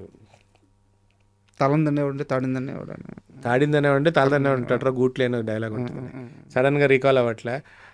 జగత్ జట్రీలు, జగత్ కిలాడీలు, ఇలా చాలా ఉంటాయి. ఈయన కౌబాయ్ క్యాటప్స్లో ఉంటారు, బందిపోట్లు, ఎపిక్స్ అండి. మీరు రాము అని ఒక సినిమా ఉంటుంది, ఎన్టీ రామారావు గారు, ఈయన అడవిలో ఉంటాడు పిచ్చోడ్లాగా. ఈయన చూస్తుంటే తాత మనవాడు చెప్పుకుంటూ పోతే వస్తానే ఉంటాయండి. అన్ని సినిమాలు గుర్తుపెట్టుకున్నా, మళ్ళీ లిస్ట్ గుర్తుపెట్టుకోవాలి, గుర్తుపెట్టి మర్చిపోయి అనుకోండి, మైండ్లో దొరుకుతారు అందరూ. ఇదే మనవాడే మర్చిపోతాడు. ఇది అని చెప్పలేండి. ఇప్పుడు 12 కాపురం లాంటి సినిమాలులో ఎలా ఉంటారు, మళ్ళీ తాత మనవాడికి రెండిట్లోనే ఇంచుమించు ఒకేలాంటి క్యారెక్టర్, ఒకేలాంటి బాడీ లాంగ్వేజ్ ఉంటుంది, కానీ వేరియేషన్స్ హైట్స్లో ఉంటుంది. నాకు తాత మనోడు అంటే నాకు పర్సనల్ ఎక్స్పీరియన్స్ ఒకటి ఉంది. ఎంసీఏలో ఉండగా స్టేట్ లెవెల్లో రెండు తెలుగు రాష్ట్రాలు కలిపి గూడూరు ఆశంకర కాలేజీలో స్కిట్ కాంపిటీషన్ అన్నమాట. ఫాదర్ సెంటిమెంట్ మీద ఒక లైన్ వచ్చింది. నేను నా ఫ్రెండ్ కేవీ అని చెప్పి ఇద్దరం కూర్చొని రాసుకున్నాం, నైట్ అంతా రాసుకున్నాం. క్లైమాక్స్ రావట్ల. చిన్నప్పుడు ఎప్పుడో తాత మనోడు చూస్తున్నా. తాత మనోడు లాస్ట్ క్లైమాక్స్లో ఆయన బతుకున్నాడు అని చెప్పి రివీల్ చేస్తారు కదా. అవునండి. కరెక్ట్గా ఒక గంట సేపటికి అది దట్టింది అనమాట. అంటే ఇప్పుడు ఈ క్యారెక్టర్కి ఎండ్ ఇవ్వాలా, ఫాదర్ క్యారెక్టర్కి మేము ఎండ్ ఇవ్వాలా, అది ఎలా ఇవ్వాలో అర్థం కావట్లా. ఆల్రెడీ చనిపోయి ఉన్నాడు. మా స్క్రిప్ట్లో ఫాదర్ చనిపోయి ఉన్నాడు. ఆ ఫాదర్ని తీసుకొస్తే ఎలా ఉంటుంది, తాత మన రెఫరెన్స్ తీసుకొచ్చి క్లైమాక్స్లో ఆయన చేత 2 డైలాగులు చెప్పాగానే గూడూరు ఆశంకరాలు ఓపెన్ ఆడిటోరియము మన వెన్నెలకంటి గారు జడ్జి. ఓకే. అసలు ఆ వెన్నెలకంటి గారు ఆ ఫాదర్ని మళ్ళీ తీసుకురావడం హైలైట్ టచ్. మీకు ఇంకో విషయం ఏంటంటే, నాకు గుర్తుండో నాకు తెలిసిన దాని ప్రకారం ఆయన వితౌట్ మేకప్ చేసింది ఆ ఒక సినిమాలోనే, ఆ సీనే క్లైమాక్స్లో రెడ్డి వస్తుంది, అది ఒరిజినల్ గెటప్. అసలు ఆ పంచ మా ఇంట్లో కూడా అది సేమ్ ఫోటో ఉంటుందండి, టవరింగ్ ఆ పంచ కట్టిన ఇలా వేసుకుని ఉంటుంది. ఆయన ఒరిజినల్ గెటప్ అది. అదర్ దెన్ ఆయన ఏ పాత్ర వేసినా ఆయన ఒరిజినల్ అంటే అనుకోండి. అదే చెప్తాను, ఈ పలాని చెప్పలేమండి. ఆయన చేయని పాత్ర ఏముంది? కరెక్ట్. కీచుగుడు దయించి ఆయన చేయింది ఏమీ లేదు కదా. సో ఇట్ డిపెండ్స్ అండి. ఇప్పుడు సడన్గా ఇక్కడ చేశాడు, ఆ తమిళ్లో చేశారు. ఇప్పుడంటే పాన్ ఇండియా సినిమా అని ఒకటే లాంగ్వేజ్లో అందరు ఆర్టిస్టులు మిక్స్ చేస్తుంది. ఇప్పుడు ఇక్కడ ఎన్టీ రామారావు గారు చేశారు, అక్కడ శివాజీ గణేశన్ లేదా ఎంజీఆర్ చేశారు. సేమ్ సినిమాలో హీరో మారేవారంటే ఆ తాతగారు, సావిత్రి, ఇంకో 2-3 మంది సేమ్ ఉంటారు. సో ఇదే సీను ఇవాళ ఈ సెట్లో తెలుగు వర్షన్ అయితే రేపు తమిళ వర్షన్. శివాజీ గణేశన్ గారు, తాతగారు, సావిత్రి గారు వీళ్ళందరూ కలిసి ఓ పని చేసేవాళ్ళంటే ఆడికెళ్ళేవారు. ఏమోనండి, నన్ను అడిగితే ఆయన చనిపోయి వెళ్ళిపోతుంది, మనకు అక్కడ తెలుస్తుంది. వీరందరికీ ఈ బ్యాచ్ మొత్తానికి వేట నాకు తెలిసి హంటింగ్ చాలా ఇదండి నాది. ఇప్పుడు ఆ హంటింగ్లో చేసిన తెచ్చుకున్న ఒక పులిగోర ఉంటుందండి ఆయనది తాతగారు. ఇప్పుడు I have that personally. So దాన్ని సేఫ్గా పెట్టుకున్నాం. అది వన్ ఆఫ్ దిస్ మెమరీస్. మా ఇంట్లో ఉండేయండి అప్పుడు, లీగలైజ్డ్ కదా. అవునవును. Hunting is legal those days. Hunting was very regular. అంటే ఆయన గన్స్ ఉన్నాయండి, గన్స్ ఉన్నాయి ఇప్పుడు కూడా. ఆ గన్స్ చాలా మెడ్రాస్లో ఉన్నాయి, అంటే పోలీసు వాళ్ళ దగ్గర ఉన్నాయి. బాగా కాలుస్తారు. ఆయన చంపిన ఒక పులియే గోర్లు ఉంటాయండి, అవి దాన్ని లాకెట్ చేయించుకున్నారు. అది ఇప్పుడు ఐఎమ్ హ్యావింగ్ దట్ లాకెట్ అంటున్నా. ఓకే. అండ్ సావిత్రి గారి విషయానికి వస్తే, అంటే మీకు మామూలుగా అయితే 2 మేనత్తలు. మామూలుగా సినిమా ఇప్పుడు ఇందాక నేను కృష్ణ గారి మేకప్ మ్యాన్ అట్లా చెప్పాను, అలాంటి పెద్దలు చెప్తే SVR గారికి 3 సిస్టర్స్ అని చెప్తారనమాట. మా తాతగారికి 7 సిస్టర్స్ అండి. సారీ, మా నాన్నగారికి మా నాన్నగారికి 2 సిస్టర్స్, మా తాతగారికి 7 sisters. She is one of like that.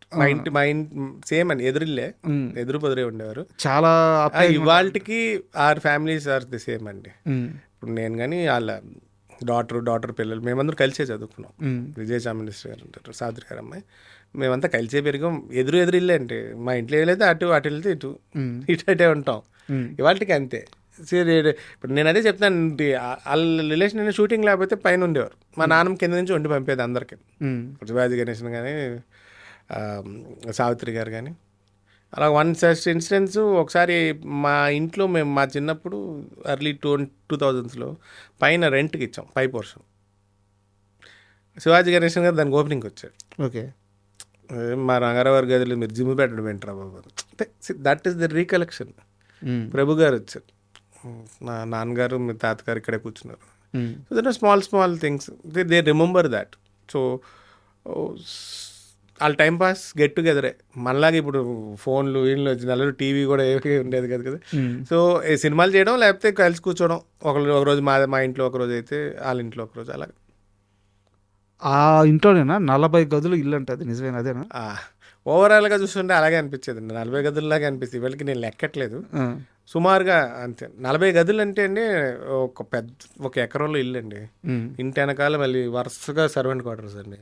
తర్వాత ఆయనకి పక్షులు పెంచేవారు, కుక్కలు, కోళ్ళు, యూ నేమ్ వాట్ అన్నీ ఉండేవి. అన్నిటికీ ఒక్కొక్క గది ఉండేది.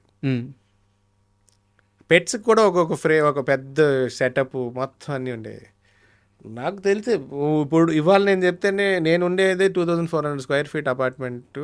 నాకు చిన్నగా అనిపిస్తుంది. అంటే నా హాల్, ఇప్పుడు ఉండే హాల్ నాకు అప్పుడు బెడ్రూమ్ అండి. నేను పెరిగినంతకాలంలో అది నాకు బెడ్రూమ్, ఇప్పుడు వాళ్ళు నాకు అది హాల్. నాకు మీరు చెప్తుంటే నాన్నకు ఎంత సినిమా గుర్తొస్తుంది. అలాగే ఉండేది. Those days houses were very big అండి, కంప్లీట్. ఇప్పుడు you come to mini houses, metro style life style. కానీ నాకు ఇవాళకి ఆ ఫోబియా పోలేదండి. అంటే ఎక్కడ తీసుకున్నా పెద్ద ఇల్లే తీసుకుంటా. మా వాళ్ళు అడుగుతారు, ఏంట్రా ఈ మూల నుంచి ఆ మూలకి ఇల్లు కొంటావు? నాకు అది అలవాటు అయిపోయిందండి. నాకు చిన్నగా ఉంటే ఏదో కంజెస్టెడ్గా ఏదో ఇరికి చేసిన ఫీలింగ్ వస్తుంది. ఎప్పుడు ఇంట్లో ఒక 100 మందికి భోజనం చేసి పెట్టేవారంట, 40 గదుల ఇల్లు. ఇదంతా ఎందుకు అంత మెయింటైన్ చేసేవారు? ఎందుకు ఆయనకి ఇష్టం అలాగా? ఆయనకి ఫ్యామిలీ అంటే చాలా ఇష్టం అండి. ఎవరో ఒకరు ఉండేవారండి, వస్తే ఒక 6 నెలలు 6 నెలలు 6 నెలలు అదే ఇటు మా తాతగారు సిస్టర్స్ ఫ్యామిలీ ఎవరు వచ్చినా ఒక 6 నెలలు, లేకపోతే 6 నెలలు, లేకపోతే ఎవరో ఒక సిస్టరో ఇటు సిస్టరో, లేకపోతే అటు బ్రదరు, మా నాన్నమ్మ వాళ్ళ బ్రదర్స్, మా ఎవరో ఒకరు ఉండిపోయారు 1-2 years, లేకపోతే 6 months అక్కడ చదువుకునే వాళ్ళు. ఇది కాకుండా ఆయన డైరెక్షన్ కూడా చేసేవారు, ప్రొడక్షన్ కూడా చేసేవారు. కాబట్టి ఆ టీమ్స్, ఆ డిస్కషన్స్ రూమ్స్ అన్నీ ఉండేవి, కంప్లీట్గా ఉండేవి. అందరికీ ఇంతమందికి కూడా మా నాన్నమ్మ వండి పెట్టేది. ఇవాళంటే కుక్కుని పెడుతున్నారు కానీ ఆ రోజు మా నాన్నమ్మ ఇంట్లో పెద్ద అవుతున్న ఆడపిల్లలు, మా తాతగారు సిస్టర్స్ ఇలా ఎవరో ఒకరు ఉండేవారు కాబట్టి అందరికీ వాళ్ళందరూ కలిసి వండి పెట్టేవారు. ఫ్యాన్స్ వస్తారు, మీరు మర్చిపోతున్నారు. ఇక్కడి నుంచి ఆ రోజులో బస్సులు వేసుకుని వెళ్ళి సావిత్రి గారు ఎస్వి రంగారావు ఆ వీధి అంతా ఒక టెంపుల్ లాగా ఉండేది కదా. సో వచ్చిన వాళ్ళు ఎవరికి భోజనం పెట్టకుండా పంపేవారు. ఎస్వి రంగారావు గారి గురించి సంబంధించిన 2 కాంట్రవర్షియల్ టాపిక్స్ నా దగ్గర ఉన్నాయి. అది మీరు కాంట్రవర్సీస్ అన్నారు, అది అవుదాం కాదు నేను చెప్తాను. అంటే అది బయట సర్క్యులేట్ అవుతుంది. బట్ ఆయన తరపున, ఆయన కుటుంబం తరపున ఎవరో ఒకరు వీటికి ఒక క్లారిటీ ఇవ్వాల్సిన అవసరం ఉంది, వీటికి ఒక ఫుల్ స్టాప్ పెట్టాల్సిన అవసరం ఉంది.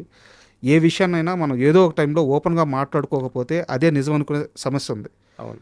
సో నేను ఆ 2 విషయాలని ఈరోజు మీ ముందు బయట పెడతాను. మీకు అభ్యంతరం లేకపోతే నాకు క్లారిటీ ఇవ్వండి. నాకు అభ్యంతరం ఏం లేదండి. నా వల్ల నాకు తెలిసిందైతే చెప్పగలను, తెలియదైతే I will give an answer. దాని ప్రకారం ఆన్సర్ ఉంటుంది. నాది ఫస్ట్ వచ్చేసి చాలా సీరియస్ క్వశ్చనే. తాతగారు చనిపోయిన రోజు ఇంట్లో గొడవపడి ఆయన బాత్రూంలోకి వెళ్ళి తాగి చనిపోయాడు. తాగి బయటకు వచ్చి బెడ్ మీద హార్ట్ స్ట్రోక్తో పడిపోయాడు. బట్ చనిపోయే ముందు బాగా తాగాడు, ఇంట్లో గొడవపడ్డాడు. అండ్ ఇంకో థింగ్ ఏంటంటే, నానమ్మ ఆయన చనిపోయిన తర్వాత ఆయన శవాన్ని చూడడానికి ఎవరిని లోపలికి రానివ్వలేదు. వాళ్ళ గురుస్వామి సంథింగ్ ఎవరో ఒక ఆయన ఉంటాడు, ఆయన వచ్చి చూస్తే తన భర్త బతకతాడని ఆమె నమ్మింది. ఇలా ఒక స్టోరీ అయితే వైరల్ అవుతూ ఉంది. అసలు నిజం ఏం జరిగింది? ఎస్విఆర్ గారు చనిపోయే రోజు ఏం జరిగింది? నాకు తెలిసి అండి, మా నాన్న మాకు చెప్పిన వర్షన్ చెప్పగలను కానీ నేను కూడా రీసెంట్గా ఏదో ఒక టాబ్లెట్లో చూశాను, నవ్వుకున్నా. ఓకే, మొగుడు పిల్లలు గొడవ పడడం కామన్ అండి, వాళ్ళకి జరుగుతుంది, తరతరాలుగా జరుగుతుంది. అసలు గొడవ పడ్డారో లేదో తెలియదు. మీరు ఆస్కింగ్ అబౌట్ 74 వేర్ ఇన్ 2025. మీకు తెలిసింది చెప్పండి. మా నాన్న చెప్పడం అయితే షూటింగ్ నుంచి వెళ్ళొచ్చారు, తర్వాత జరిగిందనే చెప్పింది. అంతవరకే మాకు ఐడియా ఉంది. ఓకే. పోయాక గురూజీ విషయం కూడా నాకు ఈ మధ్య నేను కనుక్కుంటున్నా, అలాంటిది ఏదైనా జరిగిందా లేదా అనేది నాకు పెద్ద క్లారిటీ లేదండి. 50 years బ్యాక్ ఎవరో సడన్గా ఏదో చెప్పేస్తున్నారు కానీ దాన్ని కన్ఫర్మ్ చేసే వాళ్ళు కూడా లేరండి. ఆవిడ అట్లీస్ట్ 2000 ఒక 20 years బ్యాక్ వరకు, 24 years బ్యాక్ వరకు ఏనాడు మాకు ఈ టాపిక్ తెలియదు. ఓకే. సరే, ఇన్ని రోజులు ఈ 50 ఏళ్ళలో ఈ న్యూస్ సర్క్యులేట్ ఎప్పటి నుంచి అవుతుందంటారు? సంవత్సరంన్నర నుంచి, ఒక 2 years నుంచి ఉంది. అంటే ఆ మనిషి చనిపోయి ఇప్పటికి 51 years అయింది. ఇదే నిజమైతే ఎప్పుడో వచ్చేది కదండి ఇదే న్యూస్ బయటకి. కరెక్ట్, అప్పుడు మీడియా ఉంది కదా. అప్పుడు మీడియా ఉంది. 51 years అయితే వెయిట్ అవుతుంది కదండి. 51 years అయితే ఆగదండి. ఒక నిజం, అది ఒక పెద్ద సెలబ్రిటీ, ఇది ఈ దేశానికే ఒక పెద్ద స్టార్. ఆయన ఫ్యామిలీలో జరిగే ఒక ఇన్సిడెంట్ లేదు. ఇప్పుడు ఏమైపోయిందంటే ఎక్కువ అయిపోయారండి. ఎవరో ఏదో చెప్తున్నారు, ఏదో తీసుకుంటున్నారు, ఏదో చెప్పేస్తున్నారు. అంత ఇప్పుడు మీరు చెప్పే అంత పెద్ద న్యూస్ అయితే ఈ 48 ఏళ్ళు దాక్కుందే, ఇప్పుడే ఎందుకు బయటకు వచ్చింది? సో నేను చాలామంది ఎందుకు రియాక్ట్ అంటారండి. 1 point ఇస్ దట్ నాకు తెలీదు, ఆ జనరేషన్లో లేను, నాకు తెలిసి ఎవరు ఇప్పుడు దాకా నాకు ఈ విషయాలు ఏది చెప్పలేదు. ఓకే. నాకు 2 మేనత్తలు ఉన్నారు, మా తాతగారు పెంచుకున్న మేనల్లుడు ఉన్నాడు, ఆయనే మమ్మల్ని పెంచాడు రివర్స్లో, ఉదయ్ గారు అని. ఎందుకంటే ఆయన 6 నెలల బాబు దగ్గర నుంచి తాతయ్య గారు చనిపోయే వరకు ఆయన సంఖలోనే ఉన్నాడు ఆయన. ఓకే. అంటే తాతగారు చనిపోయేప్పటికి ఒక 13 ఏళ్ళు ఉంటాయి ఆయనకి. ఆయన ఇంటర్ను అదే గ్రాటిట్యూడ్తో పెళ్లి చేసుకోలేదు, మమ్మల్ని పెంచాడు, ఇవాళకి నా దగ్గరే ఉంటాడు. మీ మేనమా మీకోసం పెళ్లి చేసుకోలేదు? ఆయన అంటే ఇండైరెక్ట్ మేనమా అంటే మా మదర్ సైడ్ కాదు, మా తాతగారికి సిస్టర్ కొడుకు, మళ్ళీ మా నాన్నమ్మకి తమ్ముడు కొడుకు. ఓకే. సో మీకోసం అలా ఉండిపోయాడు ఆయన. వావ్. ఇప్పుడు is in 60s, early 60s నా దగ్గరే ఉంటారు. ఏదైనా ఇలాంటి జరుగుంటే ఆయన చెప్పుంటాడుగా. ఆయన చనిపోయిన రోజున ఆయనే ఉన్నాడుగా. ఎంతంటే ఆయన అమెరికా వెళ్తే అందరూ అమెరికా వెళ్ళి వచ్చారు నువ్వు చిన్నప్పుడే అని. అలా కాదండి, తాతయ్య గారు షూటింగ్ అయిపోగానే ఈయన ఎక్కడున్నాడో ఎత్తుక్కుని ఎత్తుకుని పైన రూమ్లోకి తీసుకెళ్లారు. ఆ రూమ్లో ముగ్గురికి ఎంట్రీ, తాతగారు, తాతగారు కాకుండా నానమ్మ గారికి, మావయ్యకి, ఆయన పెంచుకుని జర్మన్ షెపర్డ్కి. రోజు పడుకునేది కూడా ఆయన, మా తాతగారు, మావయ్య, జర్మన్ షెపర్డ్ ఆ రూమ్లో. ఆయన పిల్లలు ఎవరి పిల్లలండి? తాతగారు వాళ్ళందరికీ వాళ్ళ గదులు వాళ్ళ కింద ఉంటాయి కదా నానమ్మ దగ్గర. ఆడపిల్లలు నానమ్మ దగ్గర ఉండేవారు. అంతే. అండ్ ఇంకోటి కూడా విన్నాను, అంటే ఇది నిజమో కాదో తెలియదు, ఆయన సొంత కొడుకులు కూతుర్ల కంటే కూడా ఆ మేనల్లుడు అంటే అమితమైన ప్రేమ అంట. అవును. అంటే సొంత పిల్లల కన్నా ఎక్కువ ప్రేమను కాదండి. ఇప్పుడు చేతికి వచ్చిన కొడుకు చిన్న పిల్లవాడికి తేడా ఉంటుంది. ఎక్కువ అర్థం చేసుకోవాలి. సో మేనల్లుడు వాళ్ళు నాకు తెలిసి నాన్న అమ్మనే పిలుస్తాడు. వాళ్ళ మదర్ని ఫాదర్ని పిలవడు. వీళ్ళనే మా నాన్నమ్మని అమ్మానే అంటాడండి నేను ఉన్నంతకాలం. మా నాన్న అప్పటికే స్కూల్ అయిపోయింది, మా అత్తలు పెద్దోళ్ళు అయిపోయారు, వీళ్ళందరూ అయిపోయారండి. పెద్దోళ్ళు అయిపోయాక ఆయన వచ్చాడు వీళ్ళ లైఫ్లో. ఓకే. ఆయన ఫ్యామిలీలో అనుకోకుండా వాళ్ళ బ్రదర్కి హెల్త్ ప్రాబ్లం రావడం వల్ల చిన్న 6 నెలల బాబుని తీసుకుని వచ్చారు. నేనే చెప్తాను, అన్అఫీషియల్ కొడుకే అండి. ఓకే. మీరు ఫ్యామిలీ ఫోటో చూడండి, ఏ బుక్లోనే ఎస్వి రంగారావు గారిది ఆయన లేకుండా ఉండదు. ఆయన ఉంటాడు అందులో. అందుకని అలా సొంత అన్నదమ్ముల్లాగే పెరిగారు. బావమర్తులు అయినా అన్నదమ్ముల్లాగే పెరిగారు. అన్అఫీషియల్స్ అని ఒకనొక టైంలో దత్తత తీసుకుందాం అనుకున్నారని కూడా విన్నా. ఓకే. తీసుకుని ఉంటే ఆయన మాకు బాబాయ్ ఉంటాడు, ఇప్పుడు మావయ్యగా ఉన్నాడు కానీ అప్పుడు బాబాయ్ ఉంటాడు, అంతే తేడా. సో ప్రేమ షిఫ్ట్ అవుతుందండి. పిల్లలు పెద్ద అయిపోయాక ఇంట్లో పిల్లలు పెద్దోళ్ళు అయిపోయారు, ఇంకో చిన్న పిల్లడు ఉన్నాడు. సో ఎక్కువ ప్రేమ ఎవరి మీదకి వెళ్తుంది? చిన్న బాబు మీదకి వెళ్ళొద్ది, కామన్ అది. ఆల్మోస్ట్ కొడుకు కిందే అంటున్నాను కదా. సో ఒక విషయానికి అయితే మీరు క్లారిటీ ఇచ్చారు. అండ్ సెకండ్ విషయం, ఇది కూడా కొంచెం సీరియస్ క్వశ్చన్. అంటే చాలామంది చెప్పేది ఏంటంటే ఎస్వి రంగారావు గారు ఎన్ని రోజులు తాగకూడదు అనుకుంటే అన్ని రోజులు తాగకుండా ఉండగలరు, బట్ ఒక్కసారి స్టార్ట్ చేస్తే ఆయనకి పూర్తిగా అది సరిపోయే వరకు ఆపరు అని చెప్పేసి కొంతమంది చెప్తారు. అండ్ ఇంకోటి వచ్చేసి ఒక థాట్ ఏదో ఉందంట ఆయనకి. అప్పట్లో 15 రోజులు అక్కడ ఉండేవారు, 15 రోజులు యాక్టింగ్ చేసేవారు, సెట్లో ఉండేవాళ్ళు అని చెప్పి చెప్తారు. ఇవన్నీ కాకుండా ఇంకోటి, ఎస్వి రంగారావు గారు తాగుడికి బాగా అలవాటు పడ్డారని కొంతమంది చెప్తారు. నిజానికి తాగుడికి అలవాటు పడ్డ వ్యక్తి డెలివరీ చేసే సినిమాలు కాదు అది. తాగుడికి అలవాటు పడ్డ వ్యక్తి నటించే నటన కాదు అది. తాగుడికి అలవాటు పడ్డ వ్యక్తి క్రియేట్ చేసే హిస్టరీ కాదు అది. బట్ ఎందుకు ఆయన మీద ఈ రకమైన పుకార్లు? మీకు ఒక క్లారిటీ ఇవ్వాలని. నేను క్లారిటీ ఇవ్వాలంటే అండి, ఇంతమంది ఇన్ని మాట్లాడుతున్నారు కదా, మీరే చెప్పారు ఆయన చేసిన హిస్టరీ, క్రియేట్ చేసిన హిస్టరీ, యాక్ట్ చేసిన యాక్టింగ్. మనం ఎన్ని తరాలైనా he's the dictionary of acting. అంతే, correct word, dictionary of acting. ఎంతమంది స్టార్స్ ఉన్నాయండి, హీఈస్ ఓన్లీ స్టార్. కాబట్టి మీ జనాలు ఇచ్చిన బిరుదులే ఆయన బిరుదులు అనుకున్నాడు. చాలామంది ఇవాళకి అడుగుతారు పద్మశ్రీ కానీ పద్మభూషణ్ కానీ, ఏది మీరు ఎందుకు ట్రై చేయరని. ఆయన ఉండగానే ఆయన నాకు ప్రజలు ఇచ్చే బిరుదులు, ప్రజలు పిలిచి నాకు మీద చూపించే ప్రేమే నాకు బిరుదులు, వస్తే తీసుకుంటాం కానీ మనం దాని వెంట పడకూడదని. ఇంత క్రియేట్ చేసే మనిషి మీరు బానిస అవుతాడు అనుకుంటారు మందుకి? అదే నా డౌట్. ఏం చేయదు. నాకు తెలిసిన వరకు, అంటే నా అండర్స్టాండింగ్ ప్రకారం, తర్వాత మా ఫాదర్ని చూశాక కూడా ఆ రోజుల్లో లీజర్ టైంకి వేరే పని లేదండి. ఇవాళ మీకు చాలా వచ్చేసినాయి, ఎక్స్ప్లోర్ చేయడానికి చాలా ఉంది. ఆ రోజుల్లో ఏముందండి, ఆల్రెడీ సినిమా ఫ్యామిలీ, సినిమాలు చూడాలి, లేకపోతే అదర్ హ్యాబిట్స్ అలవాటు అవుతాయి. ఆ రోజులో అందరూ కలిసి కూర్చునేవారు, గెట్ టుగెదరు. కూర్చున్నప్పుడు 2 పెగ్గులు వేయడం అది కామన్. అలాగే నేను చూసింది, మా ఫాదర్ని చూసిన వీళ్ళకి ఇదే చెప్తాను, ఒక పని పట్టుకుంటే అది అవగొట్టాలనుకుంటారు. ఇంకా అందులో కూడా అంతే అనుకోవాలి. కానీ చూపి నేమ్లీ ఫ్యాక్ట్, నేను కూడా అది బిలీవ్ చేయట్లేదండి. ఓకే, మేబీ డైలీ తాగేవారేమో. The pressure of delivering so many hits and acting in so many things is also పెద్దదండి. దాంతోపాటు ఆయన ఖాళీగా ఉండేవారు కాదు. పుస్తకాలు ఏమంటే సీజ్ పెద్ద లైబ్రరీ ఉండేదండి, చదువుతానే ఉండేవారండి. తాగితే ఎవరు ఎలా చదవగలరండి? అంత తాగి ఉంటే ఆయనకి ఒక లైబ్రరీ, ఒక టీమ్ ఆఫ్ డైరెక్షన్, ఒక టీమ్ ఆఫ్ ప్రొడక్షన్, ఇవన్నీ ఎలా మెయింటైన్ చేశారు? తోట ఉండేదండి, తోటకి సండే ఫ్యామిలీ మొత్తం తీసుకెళ్ళి కూర్చునేవారంట. ఓకే, కుర్చీ వేసుకునేవారు. ఎందుకంటే మేనకోళ్ళు, మేనళ్ళు, కూతురు, కొడుకు, సిస్టర్స్, బ్రదర్స్, బామ్మర్దులు ఇంతమంది ఉండేవారు. అందులో సండే అవుటింగ్ 15 రోజులు వెళ్ళిపోయి అక్కడ కూర్చుంటే ఇక్కడ కుటుంబం ఎవరు చూసుకుంటారు? షూటింగ్లు ఎక్కడ చేస్తారు? మనిషి లేనప్పుడు మనిషి గురించి మాట్లాడే గొప్పలతో పాటు టీఆర్పీ రేటింగ్స్ కోసం చేసేవాళ్ళు ఎక్కువైపోయారు వాళ్ళ. నిజంగా ఒక మనిషి నేను చూశాను, నేను ఉన్నానంటే నేనేం డిఫెండ్ చేయలేనండి. అలాంటి వాళ్ళు అలాగ నేను వినలేను. నాకే 40 ఏళ్ళు వచ్చింది, సరే ఒక 10 ఏళ్ళు తీసేయండి, 30 ఏళ్ళ నుంచి నేనన్నా ఏదో చెప్తారు కొంతమంది, ఇంకా చెప్తారు సార్ ఆయన అభిమానం అంటే మా ఇంట్లో ఆయన కోసం అని ఏది దాచుకోలేదు మా ఫ్యామిలీ కూడా, మా నాన్నమ్మ కానీ అభిమానం వచ్చి సార్ ఆయన వాడిన కిరీటం నాకు కావాలని ఒక మేకప్ మ్యాన్ అడిగితే తీసి ఇచ్చేసారు ఆ గదా కిరీటం. అదేంటి తర్వాత నా కుటుంబానికి మా నాన్నమ్మ కూడా నా పిల్లలకి నా మనవలకి లేకపోతే అది ఇట్స్ ఐకానిక్ థింగ్ కదా, రేపు పొద్దున మనకి ఇంపార్టెంట్ ఇది కదా అనేది కూడా ఎప్పుడు చూడలే. కమర్షియల్గా కూడా ఎప్పుడు చూడలే అట్లనే, అసలు ఎప్పుడు చూడలేదండి. ఇప్పుడు ఎవరు వచ్చినా మా నాన్నమ్మ కూడా ఇంటికి రావడమే వాళ్ళ ఇష్టం, వెళ్ళడం ఆవిడిష్టం. ఇప్పుడు గయ్యాలి గొడవలు గిడవలు ఎందుకు బంధువులు వస్తే రావడం వాళ్ళ ఇష్టం, వెళ్ళేది ఆవిడిష్టం. పంపదు, భోజనం పెడతానే ఉంటుంది, తినండి ప్రేమ చూపిస్తానే ఉంటుంది. ఇందులో ఈయన ఎందుకు 15 రోజులు మరి తోటలో ఉండాలి? అంతే కదా. I think I'm answering your questions.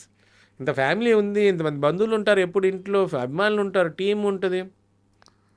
ఏమంటే తాగుతారండి, వాళ్ళకి తాగని ఒక ఆర్టిస్ట్ని చూపించండి, లేకపోతే డెడికేషన్ లేని ఒక ఆర్టిస్ట్ని చూపిస్తారండి. డెడికేషన్ లేని ఒక ఆర్టిస్ట్ని చూపిస్తారు, తాగని ఒక ఆర్టిస్ట్ని చూపించలేరు. రెండోది ఆ రోజు ఎక్స్పోజర్లో ఆయన ఎప్పుడు తాగి ఉంటాడు, ఏమో అండి ఆయన మీద కోపం ఉన్నవాళ్ళు అనొచ్చుగా, కాంపిటేటర్ స్ప్రెడ్ చేసి ఉండొచ్చుగా. హ్యాబిట్ లేదు అని నేను అన్నాను. సిగరెట్ స్మోకింగ్ ఎక్కువ చేస్తారన్నారు.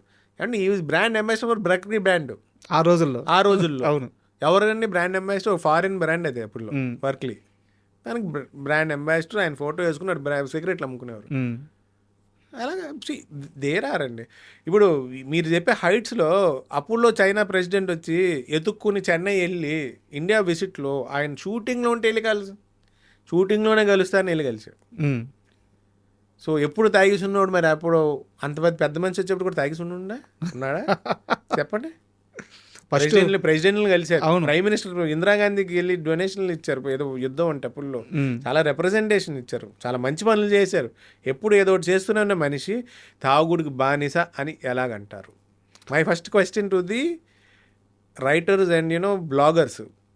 తెలిసి తెలియకుండా నేను మొన్న ఎప్పుడో ఒక ఆర్టికల్లో ఏదో విన్నా, ఆడు చూపిస్తున్నాడు, ఇదిగో ఈ రోడ్డు మీద ఇక్కడ పడిపోయి, అంత పెద్ద స్టార్ రోడ్డు మీద పడిపోయి ఉంటే ఎన్ని ఆర్టికల్స్ ఉంటాయి, ఎన్ని పేపర్ కట్టింగ్స్ ఉంటాయి, వేర్ ఇస్ ది ఎవిడెన్స్? ఇక్కడ తాగి పడిపోయాడు అని రాసి చెప్తున్నాడు. మీకు చెప్తున్నాను, ఇలాంటి కొన్ని బ్రాడ్కాస్ట్లు to get the TRP ratings వాళ్ళు అనేస్తున్నారు. అతను వయసు చూస్తే ఇంత, మా గురుగారు చెప్పారంటాడు మళ్ళీ క్లారిటీ దానికి. So there is no concrete evidence. వీడికి తెలీదు, నా గురుగారు చూపించారు ఈ స్థానంలో ఇక్కడే తాగి పడిపోయారు, లేకపోతే ఇక్కడే తాగి ఉంటే మేము తీసుకెళ్ళామని. అంత పెద్ద ఆయన ముందు మైక్ గురించి మైక్ ముందుకు చెప్పేస్తారు. వాళ్ళకి పోయేదే ఉందండి. వర్కౌట్ అయింది అనుకోండి, వీడియోస్కి 100 లైక్లు వస్తాయి. సార్ యాక్చువల్గా ఈ 2 క్వశ్చన్స్ అడగడానికి కారణం కూడా ఇదే సార్. ఇప్పుడు మాలాంటి అభిమానులు ఉన్నాం సార్, అంటే మాలాంటి వాళ్ళు లేకుంటే మా సీనియర్ జర్నలిస్ట్లో మాకందరికీ కూడా ఎస్వి రంగారావు గారు అంటే ఒక రకమైన భక్తి, అభిమానం, గౌరవం అన్నీ ఉంటాయి. నేను చెప్పేది సిన్సియర్ జర్నలిస్ట్ గురించి. ఈ టీఆర్పీ కోసం వాటి కోసం చిల్లర పనులు చేసే వాళ్ళ గురించి కాదు. ఇప్పుడు మాకు అభిమానం ఉంటుంది, కానీ మేము ఎంత చెప్పినా సరే అది కూడా ఇంకో వీడియో అవద్ది, అంతే. అది కూడా వాళ్ళు చేసినట్టే ఇంకో పాజిటివ్ వీడియో అవద్ది. ఆయన రక్త సంబంధికులు చెప్తే మాత్రమే వీటికి పుల్ స్టాప్ పడుద్ది. అందుకే మిమ్మల్ని నేను ఈ 2 క్వశ్చన్స్. మీరు పుల్ స్టాప్ పడుతుంది అనుకుంటున్నారండి, నేనైతే అది కూడా అనుకోవట్లే. ఎందుకంటే కొంతమంది వాగుతానే ఉంటారు, మనం ఏం చేయలేం.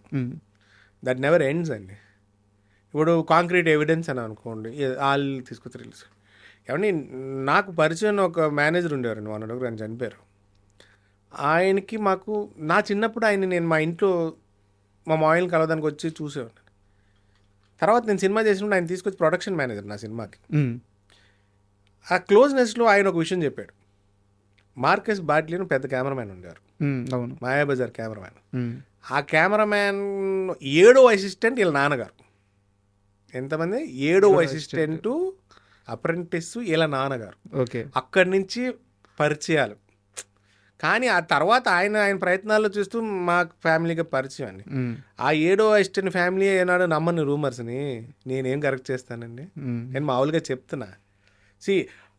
చెప్పేవాడికి అంతు లేదు అన్నదానికి కాంక్రీట్గా నేను ప్రతి జర్నలిస్ట్ అనట్లేదు, సీనియర్ చాలామంది చాలా గొప్పగా రాస్తారు, చాలా ఇది రాస్తారు.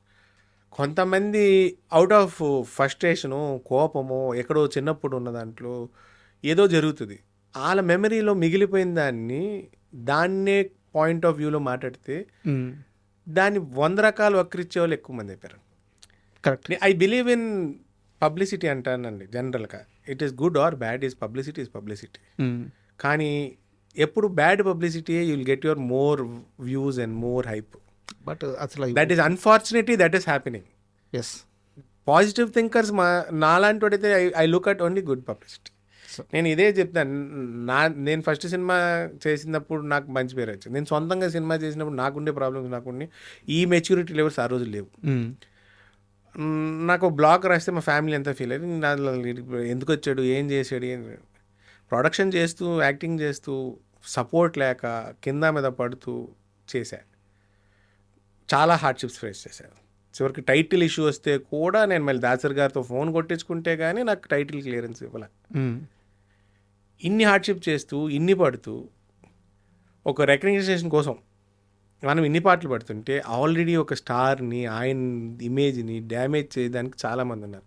కానీ ఆ డ్యామేజ్ ఎంతమంది ఎన్ని వాక్కున్నా కాపాడుకునే అభిమానం ఆయన సంపాదించుకున్నాడు. సో ఎంతోమంది హృదయాల్లో ఇష్ట నటుడు, ఇష్టదేమం.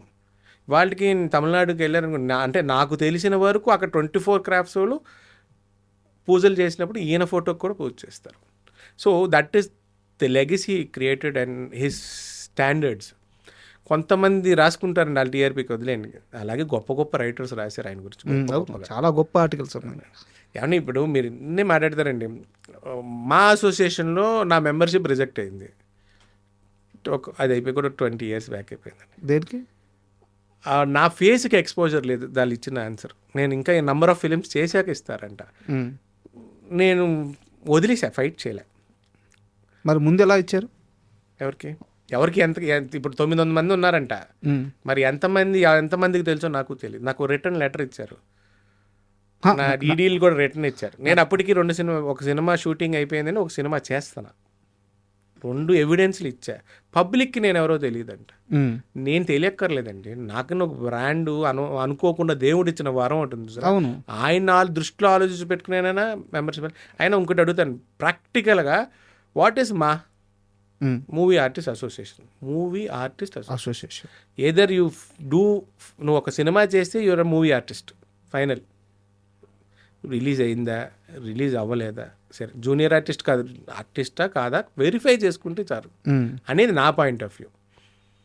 పబ్లిక్లో రికగ్నిషన్ లేదు. నేను ఇప్పుడు మెంబర్స్ లిస్ట్ తెప్పించుకోండి, ఎంతమంది పబ్లిక్ అయితే ఒపీనియన్ తీసుకోండి. Correct question.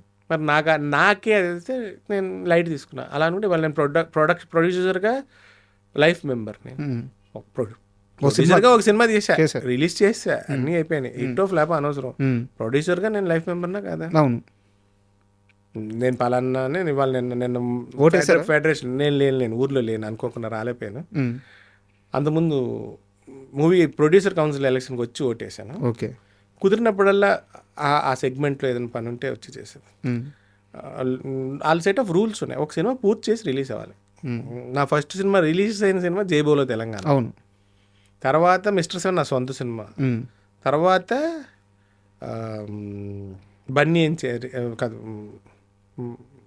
ఒక సైమల్టేనియస్గానే జరిగింది. బన్నీ అండ్ చెర్రీ ఒకటిను, సింగర్ శ్రీరామ్ ఒక సినిమా చేశాడు, చెప్తాను, ప్రేమాగి మా జాంతా అనే. 4 సినిమాలు రిలీజ్ అయినాయి. వేసవి సెల్లో అనే ఒక సినిమా రిలీజ్ అవ్వాల, స్టార్టే ఆగిపోయినాయి 4 సినిమాలు. వాళ్ళకి ఫోటోగ్రాఫ్స్ కావాలి, ఎవిడెన్స్ కావాలి. ఇంతకన్నా ఇందులో బాధాకరమైన విషయం ఒకటి చెప్తానండి. ఆ ప్యానెల్లో ఉన్న వాళ్ళందరూ ఆ సినిమాల్లో పనిచేశారు నాతో. ఓకే, అయినా ప్రూఫ్స్ కావాలి. నేను రంగారావు గారు మనోడు అనేది మురళీమోహన్ గారు ప్రెసిడెంట్ ఆ రోజున, ఆయనకి తెలుసు. ఎందుకంటే అప్పుడే ఒక 2 ఇన్సిడెంట్లు 2 దీంట్లో నేను కలిసాను ఆయన. ఒకటి ఏంటంటే నంది అవార్డ్స్లో తాతయ్య గారి పేరు మీద ఇచ్చేవాళ్ళు, ఆ రంగారావు గారి పేరు మీద ఇచ్చే అవార్డులో ఒక గోల్డ్ మెడల్ స్పాన్సర్ గుమ్మడి గారు. Okay. Best character artist award ఈయన పేరు మీద ఉంటుంది. ఆ అవార్డు గ్రహీతకి గోల్డ్ మెడల్ అయింది. ఓకే. దాన్ని ఏదో మారుస్తాను ఏదో ఆర్టికల్ చదివితే నేను రిప్రజెంటేషన్, నేను మా బ్రదర్ అందరూ వెళ్ళి.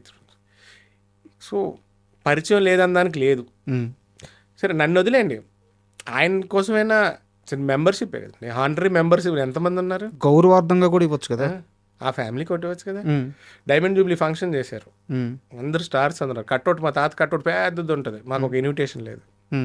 చెప్తున్నా, మాకు అడిగితే మీరు ఎక్కడ ఉంటారో తెలియదు. ఇప్పుడు మీరు నన్ను పట్టుకోలేదా? అంతే కదా. ఏంటి మా తాతయ్య గారు విగ్రహం పెట్టాను, నేను వచ్చి అసోసియేషన్లో కార్డులు ఇవ్వలేదా? అంతకుముందు నేను సినిమాలు చేయట్లేదా? కలవలేదు డైరెక్టర్స్ని. They did not find a way to trace it అని, అంతే. ఇప్పుడు ఇప్పుడు దానికి మనం సమానం చెప్పలేమండి. ఇప్పుడు తాతయ్య గారి పేరు మీద 100 yearsకి ఒక స్టాంప్ రిలీజ్ అయింది, పోస్టల్ స్టాంప్. అవును, అదే ఇయర్లో 2003 అనుకుంటా సావిత్రి గారికి కూడా రిలీజ్ అయింది. ఎదురు బొదురు ఇల్లే, వాళ్ళకి ఇన్విటేషన్ వెళ్ళింది, మాకు రాలేదు. మనం ఎవరిని బ్లేమ్ చేస్తాం? మీరు ఫస్ట్లో అనుకున్నారు సార్ బ్రిడ్జ్ మిస్ అవుతుంది. మా ఫాదర్ ఎర్లీగా చనిపోవడం వల్ల పబ్లిక్ ఉండే బ్రిడ్జ్ మిస్కనెక్ట్ అయింది, ఇండస్ట్రీతో ఉండే బ్రిడ్జ్ డిస్కనెక్ట్ అయిపోయింది. ఎంత డిస్కనెక్ట్ అయినా సరే మీరు అన్నట్టు కొన్ని ఈవెంట్స్కి అయితే ఆయన ప్రజెన్స్ కానీ ఆయన కుటుంబీకుల ప్రజెన్స్ కానీ ఖచ్చితంగా తెలుగు సినిమా ఇండస్ట్రీలో ఉండాలి. ఇప్పుడు మీరు చెప్పిన వజ్రోత్సవం తెలుగు సినిమా వజ్రోత్సవంలో ఎస్వి రంగారావు గారి బ్లడ్ రిప్రజెంట్ లేకపోతే అది ఏం వజ్రోత్సవం? అది వాళ్ళకి తెలియాలండి. వాళ్ళు పేరు చేసుకుని కొట్టుకున్నారు తప్ప ఏమైంది? కాంట్రవర్షియల్ అవ్వడం తప్ప ఏమైందండి అది? సో నేను మామూలుగా చెప్తున్నా, సరే ఇప్పుడు చాలామంది ఆర్టిస్ట్ని మూవీ ఆర్టిస్ట్ అసోసియేషన్స్ ఎందుకున్నాయి, లేకపోతే ఫిలిం ఇండస్ట్రీ అసోసియేషన్స్లో ఈవెంట్ జరిగేటప్పుడు ఒకప్పుడు సరే చిన్న ఆర్టిస్ట్ని మర్చిపోయారు, లేకపోతే పెద్ద పెద్ద వాళ్ళని గుర్తుపెట్టాలి.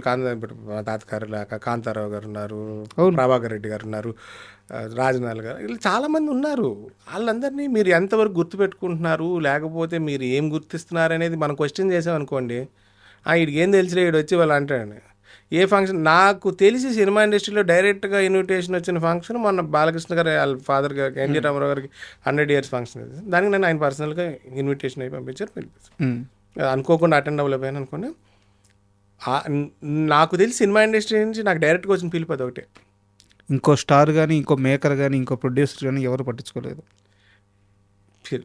ఏ ఫంక్షన్కి పిలవలేదు అనుకోండి, వదిలేండి. దాని గురించి పెద్ద టాపిక్ కాదు నాకు, నేను దాన్ని పెద్ద పట్టించుకోనండి. ఇప్పుడు అది ఇట్ డిపెండ్స్ అండి, ఇట్ ఈస్ దేర్, వాళ్ళకు ఉండాలి, మనం చేసేది ఉంటుందండి.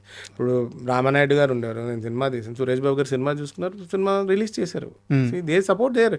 వాళ్ళ స్టూడియోస్ వాడాము, అన్నపూర్ణ వాడాము. సో నేను తెలీదు అన్నదానికి నేను ఆల్రెడీ ఎన్ని స్టూడియోస్ తిరిగి ఆర్టిస్ట్ గారిని ట్రయల్ చేశాను, సినిమాలు చేశాను, సినిమాలు ఓపెనింగ్లు అయినాయి, పేపర్ యాడ్లు ఉన్నాయి, పేపర్ ఇంకా నేను ఎక్కడ ఉన్నా తెలియదంటే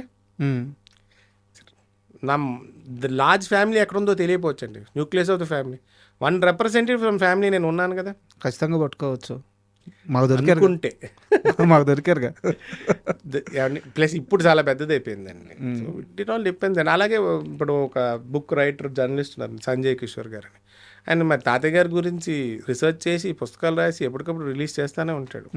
గ్రాండ్గానే మేము 2018లో ఏలూరు ఎంట్రన్స్లో స్టాచ్యూ చేసి అక్కడ ఫంక్షన్, అదే రోజు ఆయన ఆ 18th రోజు చేయాలని ఆయన ఇక్కడ వెంకయ్యనాయుడుతో చేయించారు, ఆయన ఒక బుక్ రిలీజ్ చేశాడు. సో మరి అలాంటి వాళ్ళు ఆల్రెడీ ఉన్నారు కదా. అదే మనిషి ఎన్టీ రామారావు గారికి బుక్ రాశారు, ఏఎన్ఆర్కి బుక్ రాశాడు, కనుక్కుంటే అన్నీ వస్తాను, సావిత్రి గారికి బుక్ రాశాడు. సో ఇట్ ఆల్ డిపెండ్స్, మనసులో ఉండాలి అది. అండ్ ఇలాంటి ఓ ఇండస్ట్రీలో మీరు మీ తాతగారి లెగసీని కాపాడడానికి ఎలాంటి కష్టాలు పడాల్సి వచ్చింది, ఎందుకు ఆపేశారు?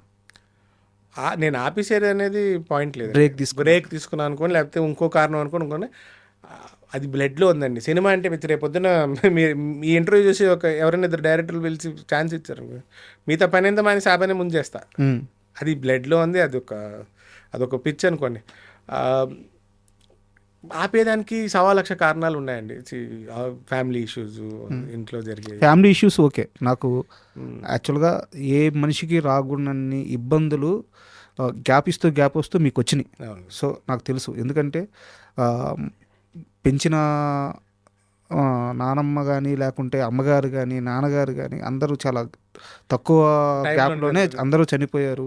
చాలా చిన్న వయసులోనే అంత పెద్ద లెగసీ వచ్చి పైన పడిపోయింది. మీ మెచ్యూరిటీ నుంచి హ్యాండిల్ చేసిన ఇష్యూలు వచ్చినాయి. సో నాకు అదంతా తెలుసు. నాకు కావాల్సింది ఇండస్ట్రీలో ఎలాంటి అనుభవాలు ఎదురైనాయి. ఇండస్ట్రీలో ఏంటంటే చెప్తే అండి, అదే చెప్తున్నాం కదా ఇందాక నుంచి, కొంతమంది అసలు వాళ్ళ మనవడు అంటే నమ్మదానికి లేదు. నేను చెప్తే మీకు తెలియదు. నేను హైదరాబాద్ ఫస్ట్ ఛాన్స్కి వచ్చినప్పుడు ఎలా తిరగాలో తెలిసేది కాదు. బైక్ వేసుకుని వచ్చాను, బైక్లో వెళ్ళకూడదని ఎవరు, ఆటోలో వెళ్ళేవాడిని, ఎవరినో ఒకరిని తోడు తీసుకుని వెళ్ళాలంటారు. ఏంటంటే అర్థం కాదు. నేను తిరిగాను, చాలామంది పెద్ద పెద్ద కలిసాను. ఒకళ్ళు అంటారు గెటప్ వేసి చూద్దాం అంటారు, పిలుస్తామంటారు. ఇంకెందుకంటే మాకే బంధువులు ఉన్నారు, డైరెక్టర్లు 4-5 ఉన్నారు. ఎప్పటికీ ఎవరికి నేను ఆ యాంగిల్లో కనబడలేదేమో. లేకపోతే వాళ్ళు రిస్క్ తీసుకోలేదు అనుకున్నారు, మరి మనకి అది తెలియదు. నేనైతే ఆల్మోస్ట్ చాలా మందిని కలవడం ఇది. మీరు ఛాన్సులు హీరోగానే అడిగారా లేకుంటే నాకు అసలు ఎప్పుడూ అదేం లేదు. నేను అలా అనుకుంటే జైబోలో తెలంగాణలో హీరోయిన్ బ్రదర్ క్యారెక్టర్, అవును అది తర్వాత సినిమాలో ఆ క్యారెక్టర్ మారిపోయింది. కానీ ఆ ఎండింగ్ సీక్వెన్స్ మొత్తం ఒక పక్క తెలంగాణ వచ్చింది అనేది, రెండో పక్క ఆంధ్ర సపోర్ట్ చేస్తుందనే ఒక వర్షన్ రాశారు. నాకు చెప్పినప్పుడు అదే వర్షన్. ఇద్దరు ప్రేమించారు కానీ ప్రాంతాల వల్ల విడిపోకూడదు, ప్రేమ కలవాలి, అలాగే ప్రాంతం కోసం సీరియస్గా అదే ఫైట్ చేసే అది కూడా గెలవాలి, రెండు గెలవాలని క్లైమాక్స్ నా మీద రాసాక ఆ క్లైమాక్సే మారిపోయింది రకరకాలు. అంటే నాకు చెప్పినప్పుడు ఆ వర్షన్. సో క్యారెక్టర్స్ చేయడానికి కూడా రెడీ అయ్యారు. అవునండి. తర్వాత నేను ఇప్పుడు అలా అనుకుంటే మీకు వేసవి సెలవు నా సినిమా చెప్పాను, అదే రిలీజ్ అవ్వాలి. 10th క్లాసు నోట్బుక్ డైరెక్టర్ చందుది, అందులో విలన్ చేశా. తర్వాత సొంతంగా హీరోగా ఒక సినిమా చేశా. తర్వాత బనియన్ జెర్రీలో అది ఒక కామికల్ రోల్, కామెడీ సైడ్ కొంచెం ఇంపార్టెంట్ క్యారెక్టర్. తర్వాత మళ్ళీ ప్రేమ గిమ్మ జాంతనే negative shade. I'm open to all అండి. అది మీరు చాలా ఇంటర్వ్యూలో పేర్లు చెప్పలేదు, చాలా సంవత్సరాలుగా పేర్లు దాస్తూ వస్తున్నారు. ఎస్వి రంగారావు గారి మనవడు ఎస్వి రంగారావుని అవమానించిన వాళ్ళందరూ కూడా పెద్ద డైరెక్టర్సే కదా. అవును, ఇవాళ ఇండస్ట్రీలో పెద్ద డైరెక్టర్. ఎందుకు మీరు పేర్లు అయితే కొంచెం ఫేడ్ అవుట్ అయిపోయి ఉండొచ్చు. ఎందుకండి ఏమంటే ఇప్పుడు దేర్ ఒపీనియన్ ఇస్ దట్. నేను ఇప్పుడు అన్నాను అనుకోండి, అసలు నన్ను ఎప్పుడు గెలిచారా, ఇప్పుడు మనం ప్రూవ్ చేస్తూ పోవాలంటే లైఫ్ అంతా ప్రూవ్ చేస్తూ పోవాలండి. ఇప్పుడు నేను చెప్పాను కదా, వాళ్ళు గుర్తొస్తే వాళ్ళు ఫీల్ అవుతారు అక్కడ. నేను పేరు చెప్పి లేకపోతే కాంట్రవర్సీ క్రియేట్ చేయడానికి ఇది ఒక ఇంకో టీఆర్పీ రేటింగ్ కావాల్సిన ఒక జర్నలిస్ట్కి ఒక ఇష్యూ తప్ప ప్రూవ్ చేయడానికి పాయింట్ లేదు. అందులో ఒక డైరెక్టర్ ఫ్లాపుల్లో ఉన్నాడు, ఒక డైరెక్టర్ ఏమో ఈ సినిమా తీస్తాడో లేదో తెలియదు. ఇలాగ ఇట్ ఈస్ వేరియస్ పాయింట్స్ ఉన్నాయండి. మెచ్యూర్డ్గా నేను ఇప్పుడు చెప్పింది సరే, ఇంతకుముందు ఇంపల్సివ్ చిన్న అయితే చెప్పేవాడు, అదే ఇంపల్సివ్ ఎస్వి రంగారావు అయితే చెప్పేవాడు. ఇప్పుడు I want to be more matured and more ఇప్పుడు ఆ రోజుల్లో కనబడలేదేమో. ఓకే, నేను ఇప్పుడు అలాగే that film also did not materialise అండి. పెద్ద బ్యానర్, ఇవాళకి పెద్ద బ్యానర్, వాళ్ళ అబ్బాయి హీరో, వాళ్ళ అబ్బాయి డైరెక్టరు, పేర్లు నేను అది ఇక్కడ చెప్పను. అంటే నాకు పాజిటివ్గా జరిగింది ఒకటి నేను చెప్పట్లే. పిలిచారు, ఒక మేనేజర్ ద్వారా వెళ్ళాం కలిసి. ఆయన చూసి చాలా లేతగా ఉన్నావు అమ్మా, నేను ఎలా నెగిటివ్ క్యారెక్టర్ పెట్టుకోవాలి అన్నాడు. అతనే హీరో, అతనే డైరెక్టర్, అతనే ప్రొడ్యూసరు. అలా కాదండి, మీరు నన్ను రెగ్యులర్గా చూశారు, మీ క్యారెక్టర్ ఏంటో చెప్పండి, రేపు ఒక ఫోటోషూట్ పెట్టుకుందాం, నేను కూడా నేను ప్రిపేర్ అవుతా. మీ క్యారెక్టర్లో నన్ను మీరు చూడాలంటే మీరు నాకు క్యారెక్టర్ చెప్పండి, ఇన్పుట్స్ ఇవ్వండి, మీరు కూడా మీకు ఎలా కావాలన్నది మీరు ఒక మేకప్ టెస్ట్ రెడీ చేసుకోండి, నేను కూడా దానికి ఏమేమి చేసుకోవాలో నేను ప్రిపేర్ చేస్తాను. 1 day టైం అండి. నెక్స్ట్ డే మార్నింగ్ ఇవాళ మార్నింగ్ నెక్స్ట్ డే మార్నింగ్ అని ఆయన కొన్ని వాళ్ళ మేకప్ మ్యాన్ వాళ్ళ అరేంజ్మెంట్స్ వాళ్ళు చేసుకున్నారు. నా ఇన్పుట్స్ నాకున్న నాలెడ్జ్తో నేను ఆ క్యారెక్టర్కి సంబంధించి కొన్ని నేను వెళ్ళడం, షాప్ చేయడం పెట్టుకున్నాను. వాళ్ళు ఒక టెస్ట్ అనుకున్నారు. ఆ టెస్ట్లో వాళ్ళది నాది కలిపి ఒక గెటప్ సెట్ చేసుకున్నాం. 5 ఫోటోగ్రాఫ్ రాగానే సూపరం బాబు, నాకు ఇదే కావాలి, డైరెక్ట్ నువ్వు అలాగే ఉన్నావు అన్నాడు. నిన్నేమన్నారు, లుక్ మరీ లేతగా ఉన్నావు అన్నారు. నెక్స్ట్ డే ఏమన్నారు, సెట్ అయ్యన్నారు. అలాగా people have to see me in different styles and different thing. Plus నేను ఒకేసారి ఒకేలాగా ఉన్నాను, నేను కూడా మారుతూనే ఉంటాను గెటప్లు. అది రావాలండి, ఆ రోజు వస్తుందండి, ఆ రోజు వచ్చిన రోజున మన టైం అనుకుంది. సరే ఒకటి చెప్పండి, ఫైనాన్షియల్గా ఎలా ఉన్నారు ఇప్పుడు మీరు? మేము వెల్ సెటిల్. మా తాతగారు ఇచ్చింది ఉంది, కింద మీద పడుతున్నాము ప్రస్తుతానికి. ఐ హ్యావ్ నో రిగ్రెట్స్ అండి. కొన్ని ప్రయత్నాలు చేసాం, విఫలం చెందాం, అక్కడితో ఆగిపోకూడదండి జీవితం. నా దృష్టిలో we have to fight it out. Financial అంటే when you are happy and healthy, that's your first financial thing. Money is never the second thing. సంపాదిస్తారు, పోగొడతాం. తాతలు ఇచ్చిన ఆస్తి ఉంది, నేను సంపాదించింది ఉంది, అది పోయింది, ఇది పోయింది, మళ్ళీ సంపాదిస్తా, మళ్ళీ కష్టపడతా, అది మళ్ళీ ఇంటికి వస్తుంది. అంటే ఈ క్వశ్చన్ ఎందుకు అడిగానంటే, నాకు తెలిసి ఇప్పుడు దాకా మనం మాట్లాడుకున్న లెక్క ప్రకారమైన నేను ఇంటర్వ్యూ కోసం ప్రిపేర్ అయిన దాన్ని బట్టినా చూస్తే, ఆ రోజున ఎస్వి రంగారావు గారు సంపాదించిన ఆస్తి ఈ రోజుకి లెక్కేస్తే 2500 కోట్లు ఖచ్చితంగా ఉంది. మీరు చెప్పిన ఒక చెన్నై అక్కడే 1000 కోట్లు ఉంది. అంటే ఇట్ ఆల్ డిపెండ్స్ అండి. సరే, 2000 కోట్లు ఈజీగా ఉంది. ప్రైమ్ ప్రాపర్టీస్ ఉన్నారు. సో ఈ రోజు ఆ కుటుంబం దగ్గర ఈ ఆస్తులు ఎంత నిలబడ్డాయి? దానికి ఆన్సర్ ఉండదండి, ఎవరు వాటాలు వాళ్ళకి వెళ్ళినాయి కదా. సో దానికి నేను చెప్పలేం, ఎందుకంటే ఎవరు ఆస్తి ఎలా మల్టిప్లై అయింది, అదే ఆస్తి ఉంచుకున్నారా, అమ్మేసి వేరే కొనుక్కున్నారా. ఇప్పుడు నాది నాకుంది, మా అన్నకి అనేది, మా సిస్టర్కి అలా మా మేనత్తలకు ఉన్నాయి. సో ఇప్పుడు ఒక ఆస్తి ప్రాబ్లంలో ఒక ఆస్తి ఉంది. అలాగా ఎవరు అందరూ ఫైనాన్షియలీ వెల్ సెటిల్డ్ అండి. No problem. ఆ ప్రాబ్లం అయితే ఎవరికి లేదండి. మీరు మాత్రం ప్రాబ్లంలో ఉన్నారు. నేను ప్రాబ్లం అని చెప్పను. నేనేం చెప్పానని, ఏమని డబ్బు ఉంది కదా ఇంట్లో కూర్చుంటే పని అవుతుందండి. ఏదో ప్రయత్నిస్తూ ఉంటాం, పోతాయి వస్తాయి. That is part and parcel of life. నేను ప్రాబ్లం ఏం లేదు. I'm also well of. నాకు కంఫర్టబుల్ ఒక ఇల్లు ఉంది, I have my cars, bikes, నేను కొన్న ఒక తోట ఉంది. ది సర్కిల్ ఆఫ్ లైఫ్లో ఆస్తి ఉంటుంది, పోతుంది, వస్తుంది, ఉంటుంది, పోతుంది, కొంటాం అమ్ముతాం, సంపాదిస్తాం, పోతుంది. This all circle of life అండి. ఓకే. సో ఆ సర్కిల్లో నేను హ్యాపీగా ఉన్నాను. I'm well settled. నాకు ఉండాల్సినవి ఉన్నాయి. I'm happy on that. First of all మెంటల్గా చాలా ధైర్యంగా ఉన్నారు, చాలా మెచ్యూర్గా ఉన్నారు. థ్యాంక్స్ అండి. ఇట్ ఆల్ కమ్స్ ఇన్ దెబ్బలు తగిలి నేర్చుకుంటారంటారు. అలాగా నా లైఫ్ గ్రాఫే పైకి కిందకి ఉంది. నా లైఫ్లో అలాగా పైకి వెళ్ళిపోయాక మనకన్నా తోపు లేడరా అన్నట్టు ఉంటాను. నేను కూడా ఉండే ఓన్ని ఒకప్పుడు. మీరు అన్నట్టు చూస్తారా, ఇమ్మెచ్యూర్డ్గా బిహేవ్ చేశారేమో, మీ కమెంట్స్ అలాగ ఉన్నాయేమో అని ఒకప్పుడు మీరు అన్నారు. నాకు తెలిసి ఆ స్టేజ్లో నేను అలాగే ఉన్నట్టున్నాను. సో అంటే అలా పడిపోగానే డల్ అయిపోయేవాడిని. కొన్నాళ్ళు ఐ వుడ్ నాట్ రికవర్. ఇప్పుడు మ్యాక్సిమం 1-2 days అని ఏదైనా ఒక, ఇప్పుడు మన రాళ్ళు ఇసిరేప్పుడు మనకు మీద కూడా రాళ్ళు వస్తాయి కదండి. అలా 1-2 వచ్చినా it will take a couple of days అని. ఇంతకుముందు ఇట్ విల్ టేక్ ఒక మంత్స్, ఇయర్ అని అలా కొంచెం సప్రెస్డ్గా డల్గా ఉండేవాడిని. ఇప్పుడు అదేం లేదు. Everything is part and parcel of life. పైన ఉన్న తాతగారు, మా నాన్నమ్మ, తాతయ్య, మా ఫాదర్, మదర్ పైనుంచి దీవిస్తూ ఉంటారు. I'm well happy. ఇంట్లో శుభ్రంగా మంచి పిల్లము, 3 పిల్లలు, 3 ఆడపిల్లలు. ఇప్పుడు నేను కంపేర్ చేయట్లేదు, అంత ధైర్యం కూడా నేను చేయను. ఎస్వి రంగారావు గారితో కంపేర్ చేసే యాక్టరు నెక్స్ట్ పుట్టబోడు, ఉండబోడు. బట్ ఇప్పుడున్న మన స్టార్ హీరోల్లో కానీ యాక్టర్స్లో కానీ ఎస్వి రంగారావు గారి తరువాత అంత ఇంపాక్ట్ ఇవ్వగలరు, లేదా అంతకన్నా కొంచెం తక్కువైనా సరే ఆయన దరిదాపులకు వెళ్ళగలరు అంటే మీరు ఏ హీరో గురించి చెప్తారు? ఎవరు లేరు. చెప్పనండి. హిస్ లీగ్ ఇస్ డిఫరెంట్ అండి. ఆయన లీగ్లో ఎన్టీ రామారావు గారే లేరు కదా. అంతే ఏం చెప్పలేదు, అది జగమైన సత్యం. ఆయన లీగ్లో కో ఆర్టిస్టులు వాళ్ళందరూ ఆయన సపరేట్ స్కూల్, అసలు సెపరేట్ స్కూలు. మరి యాక్టింగ్లో కంపేర్ చేసేదానికి ఎవరు లేరు కదండి. కొంతమంది చెప్పుకున్నారు ఆయన నన్నే తర్వాత ప్రాక్టీస్ చేశారు. వీ హ్యాడ్ సమ్ క్యారెక్టర్స్లో చేసేదాన్ని we had some brilliant actors. తాతయ్య గారు చనిపోయాక కైకల్ సత్యనారాయణ గారు చేశారు, కోట శ్రీనివాసరావు గారు ఉండేవారు, తర్వాత ప్రకాష్ రాజ్ వచ్చారు, శ్రీహరి గారు ఉండేవారు, చాలామంది ఉన్నారు.